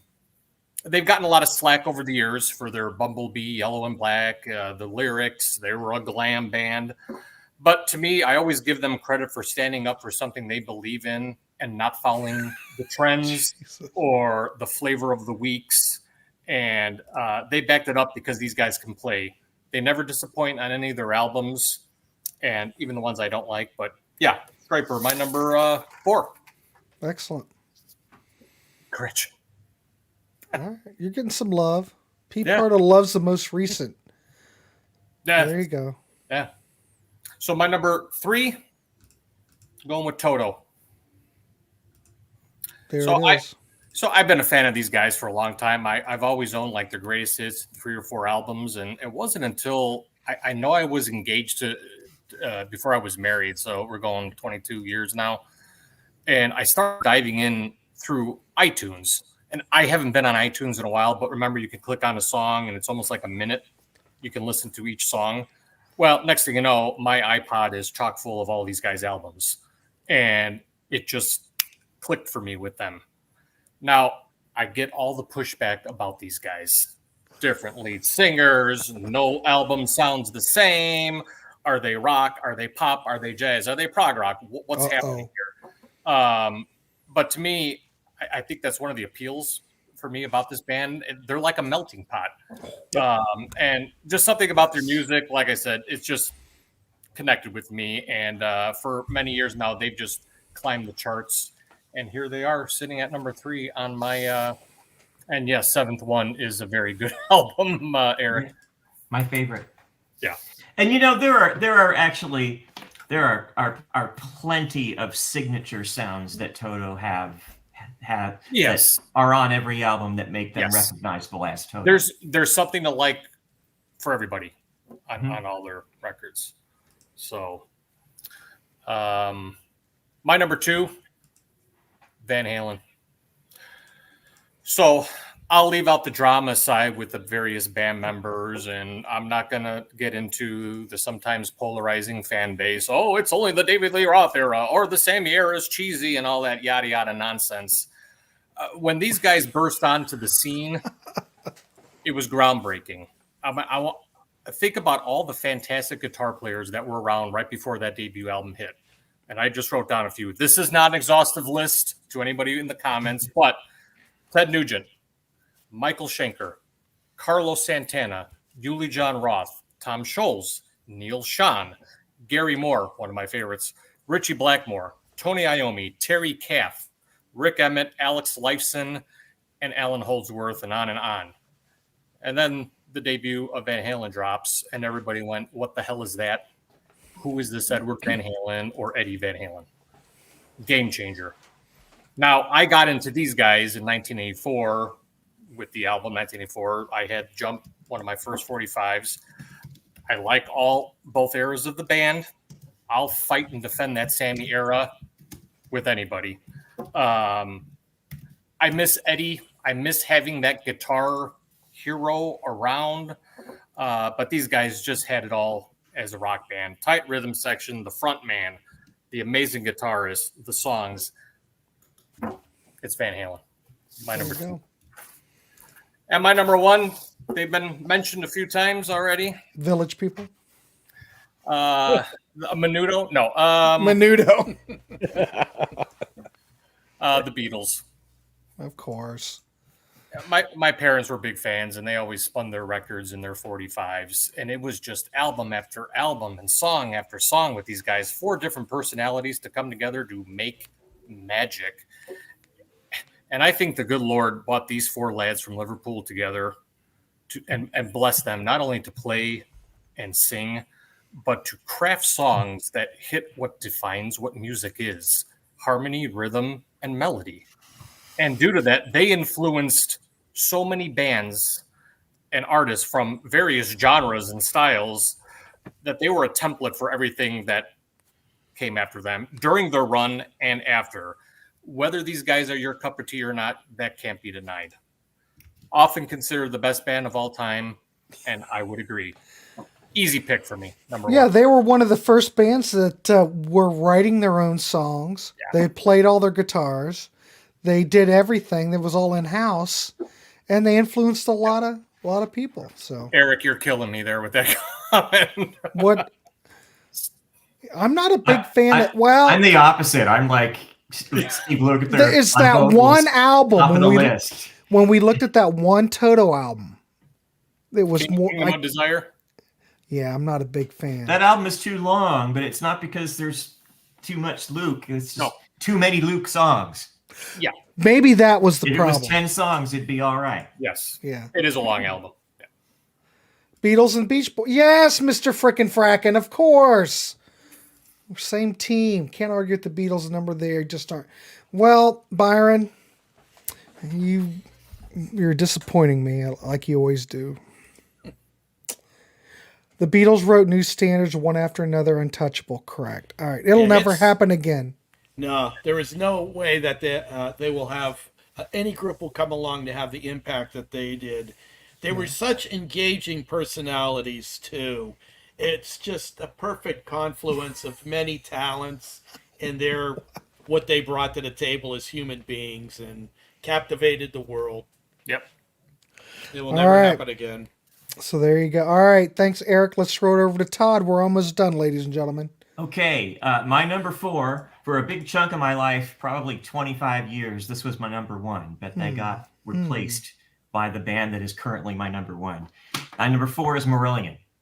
Marillion, I think, is a very important band. Marillion has 2 eras. I like the second era better, but man, there's no denying that first era with Fish on vocals is great.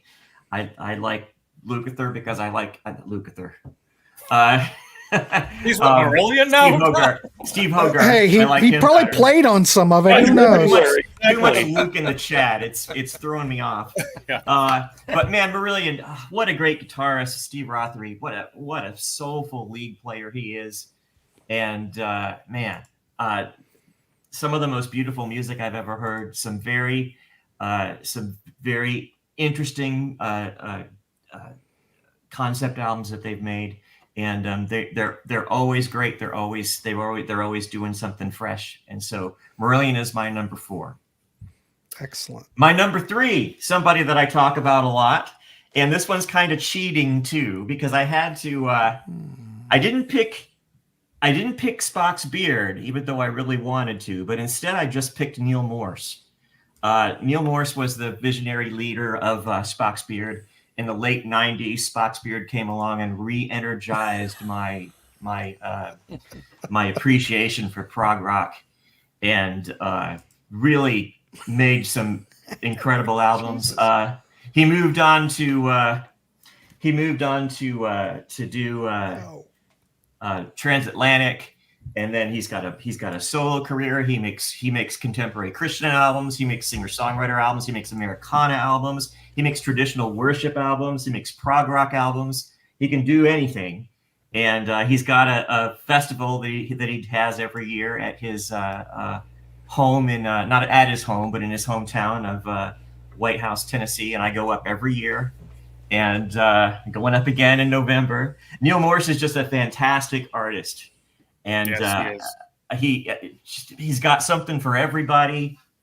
He's Christian, but he's not conservative Christian. He doesn't preach at you. No. Very, very likable and talented guy who can do just about anything. And Neil's my number 3.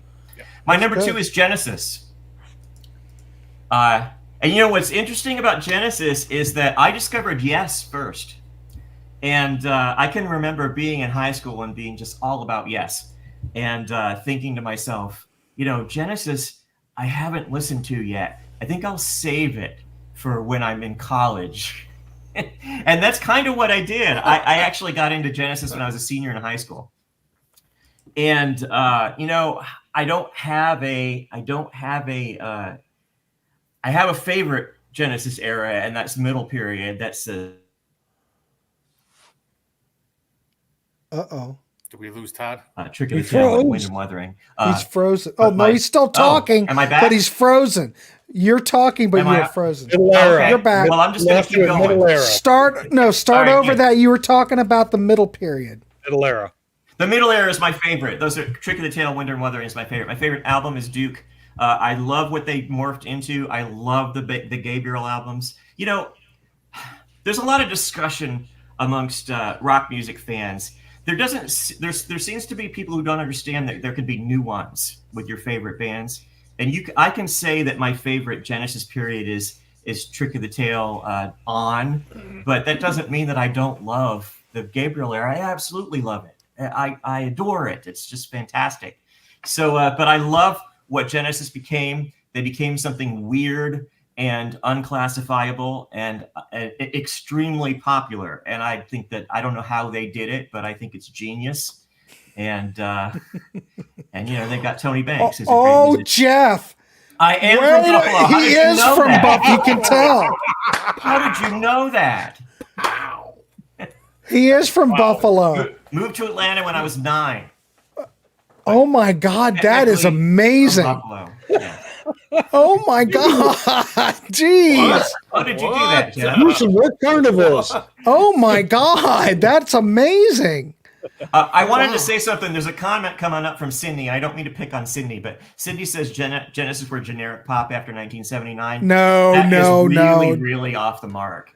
Genesis was unclassifiable in the later years. Yeah, that's and their music, their songs were super weird. They're not weird to us because we heard them on the radio, but some of those songs, Land of Confusion, Mama, those songs are just off the charts. Strange. Yeah. And they were somehow still popular. So yeah, I didn't mean to pick on Sydney, but I just had to see that. Well, you know, Sydney's just trying to poke the bear. Right. That's wrong, Sydney. I'm sorry. I'm going to take your wrench. My number one, I saw somebody speculating in the comments. You were warned twice tonight. Twice. Wait a minute. What did I do? I just hit something.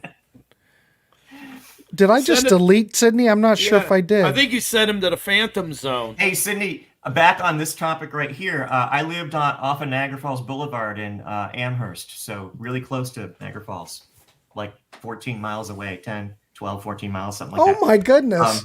I was just anyway. I could have found your house and slapped you for picking Duke. I don't live there now. Yeah, you're not going to find him now, Sydney. Calm down. Someone else lives there. So don't smack them. Right. Don't hurt anybody there. Jesus. All right, my number one. There was some speculation about what my number one might be, and it's not that, and we'll have to talk about that later. But my number one is IQ. IQ is a British prog band.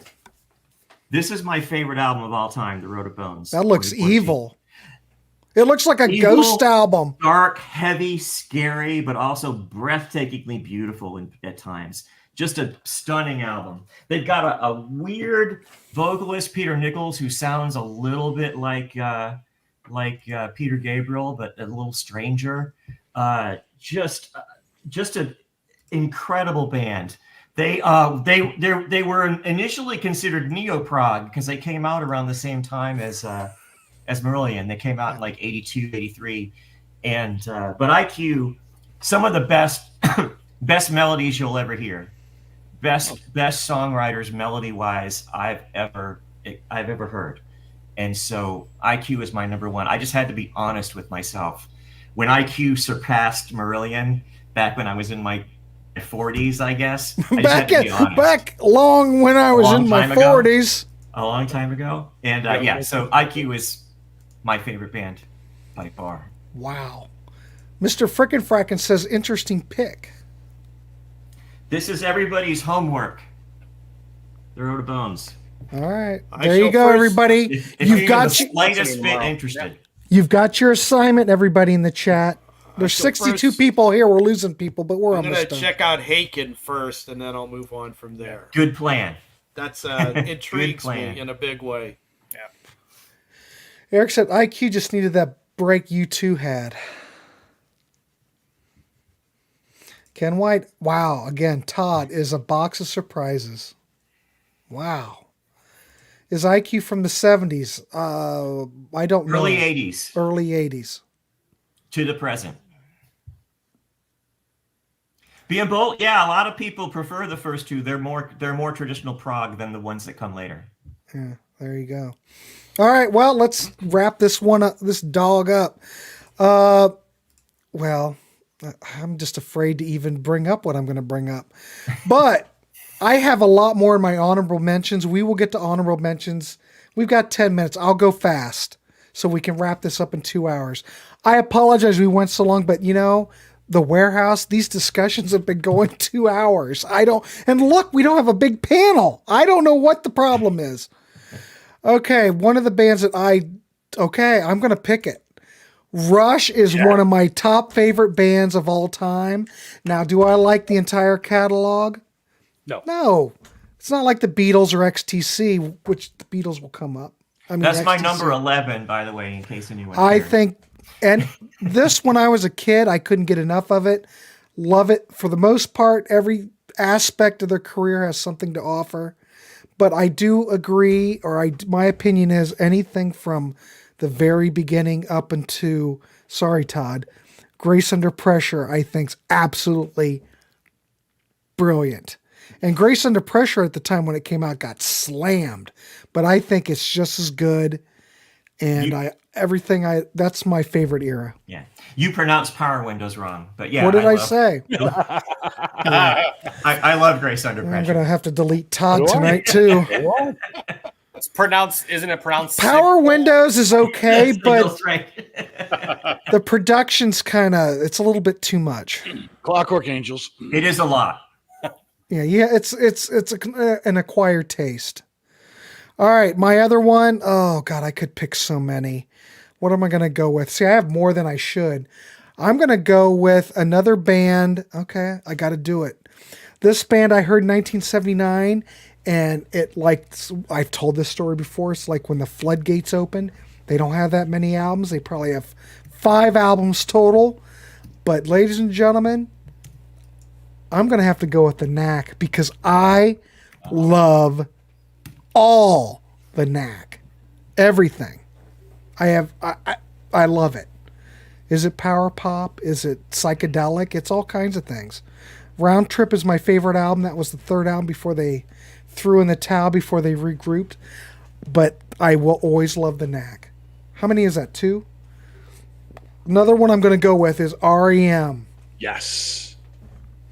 I got turned on to REM when I worked at the guitar store, and I was crazy about Rickenbacker 12 strings and that sound, the birds. I love all that.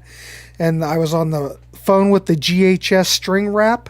I think we were putting in an order for something. And he said, well, Grant, if you like this, you need to hear REM. And I hadn't heard it. So he said, you got to hear REM Reckoning. And that was, what Reckoning came out, what? Was that 84? 84. That's when I got turned on to it. Nice. And after that, I went out, I trusted this guy, and I got Reckoning, picked up the vinyl, and I went, holy mackerel. Where are these guys been? The entire REM catalog, pretty much brilliant. There's not a bad album in the catalog. Some people don't get REM, but I totally get it. I still love it. Broke my heart to not put them in my 10. Same here. Same here. I know. It's breaking my heart that you didn't. All right. I think I'm going to go with... God, this is hard because... Okay, I'm going to have to do this because a lot of these bands... Is that Dementia Cat? Is he all right? He just being a little fussy. Yeah, if you'd had dementia, you'd be fussy. All right, I've got more. I could pick Steely Dan. I could pick Todd Rundgren. I could pick the Queen, the Police. I could keep going. But I have to be true to one of those bands that I got turned on in like 8th grade from my art teacher. I'm going to have to go with Styx. The reason, were they a critic's darling? No. But man, I can still listen to all that Tommy Shaw era stuff. Even the Wooden Nickel stuff is top notch. If you're asking me, I have no problem with that. But yeah, I love the Tommy Shaw era. I'm a big Tommy Shaw fan. But the last 2 Styx albums, The Mission, oh my God. How about those guys with those last 2 albums? For a legacy band. I know, that's outstanding. Psychorama, too. Psychorama is another good one.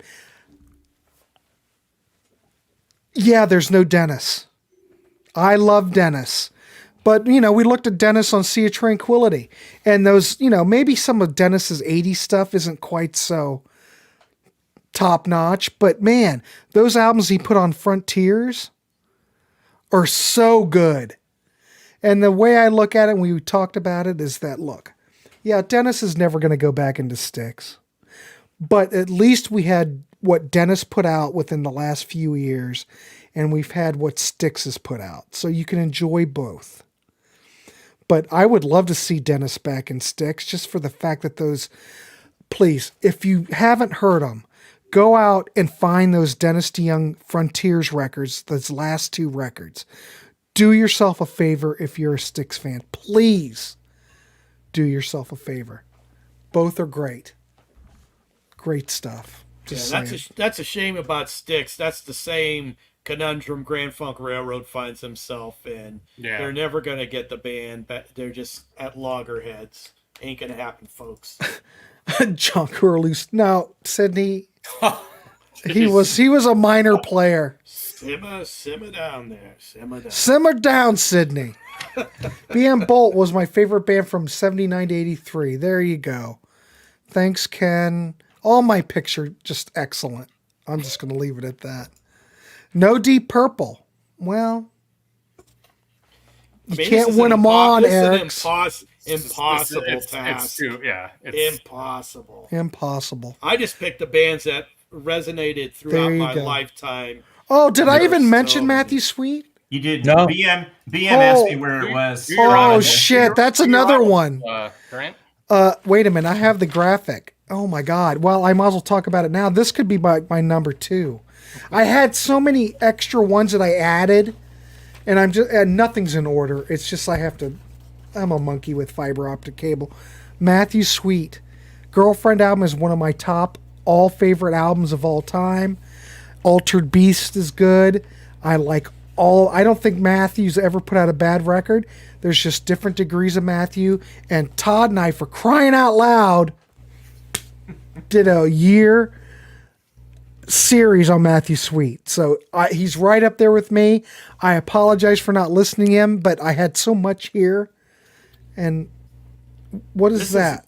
It's my music notebook, and these are all my top 10s of a variety of different genres, to which I crafted my final top 10. And then here on the bottom is my just outside: the Monkees, Chicago, Aerosmith, Led Zepp, and Swing Out Sister, if you could believe that. See, I've got more graphics. Queen. Wow. I mean, we're ready on this channel, ladies and gentlemen. You want graphics? I've even got Yes. I was going to mention Yes, but I didn't. So whatever. Paul's got something to say. Honorables. Go. Do our honorables, and then we'll wrap it up. Go ahead, Paul. Huey Lewis, Pearl Jam, REM, Veruca Salt, Oingo Boingo, Letters to Cleo. Men at Work. All right. Eric. Styx, Badlands, Rat, Night Ranger, Galactic Cowboys, Symphony X, Triumph, Whitesnake, and Journey. Wow. Journey. There's so many comments that it's having trouble. Do I have internet access? Kept going. There's so many comments that it can't keep up. Breaking the internet, folks, tonight in the warehouse. Breaking it. All right. Oh, we got an honorable. Jeff, ELP. All right, cool. Todd Evans, go ahead. All right, you ready? I'll go real fast. You're fine. Go ahead. God Rundgren, Utopia. Chicago did not make the list. Very Chicago. Oh my God! What? The Cure. Chicago, had they been better in the later half of their career, would have made the list. Okay. The Cure. Guster, one of the most melodic bands of all time. The Moody Blues did not make the list. A very important band to me. The Ocean Blue, a dream pop band from Pennsylvania. They're one of my favorite bands of all time. REM. The Beatles, of course. They Might Be Giants, yes. Billy Joel, Amorphous, Fleetwood Mac, Lindsey Buckingham, folk singer Dar Williams, Stephen Wilson and Porcupine Tree, Suzanne Vega. Wait, I can't read my own handwriting. The Monkees, Toto, Queen, and Three Dog Night. Holy crap! Fleetwood Mac, definitely. Yeah. All right. Yeah. That was hard. ZZ Top. Okay. Queens. Paul mentioned Queens, right? I could keep going. Deep Purple. Yeah, All right. Deep Purple too. I just forgot to I know. write them down. All right. DC honorables. I already ran through mine, and I mean, I got this incredible Right. double list thing here. I don't want to bore everybody, but All right. there is just a ton. Yeah. I mean, how in the world? But it's fun nonetheless. Fun. Well, Eric, the Who wasn't mentioned, but I had them as one of my honorable mentions, and there's the graphic. I love the Who. I think the Who Sellout is brilliant. There's the only Who album that I don't care for. Well, It's Hard is questionable. I mean, it's okay, but I love Face Dances. I think that's great. Anyway, we're at an hour. Let's end this dog. I want to thank the panel, DC, Paul, Eric, Todd, myself. We went 2 hours, ladies and gentlemen. I appreciate everybody in the panel who showed up and you stuck with it. You're a great bunch of people. Great. It's a community here in the Warehouse. And clicky, Grant. And I do appreciate it. So what's next? I don't think there's any shows tomorrow. I can tell you this on Sea of Tranquility. The band, I don't know if, God, the brain. Dillinger will be looking at Dillinger on Sunday. And then the week after that, we'll be looking at the Yardbirds. So that's coming up on Sea of Tranquility. I know more what's going on over there than I do on my own channel. Because, over there's much more structure. Here, it's just kind of willy-nilly. But anyway. For all you sports ball fans, the Guardians just beat the Yanks 7-5 in 10 innings. Yes, that's good news. Since I'm in Ohio, that's great news. All right, everybody. Panel, nice to see you. Keep it clean, and we'll see you on the next show. Have a good one. Thanks, everybody.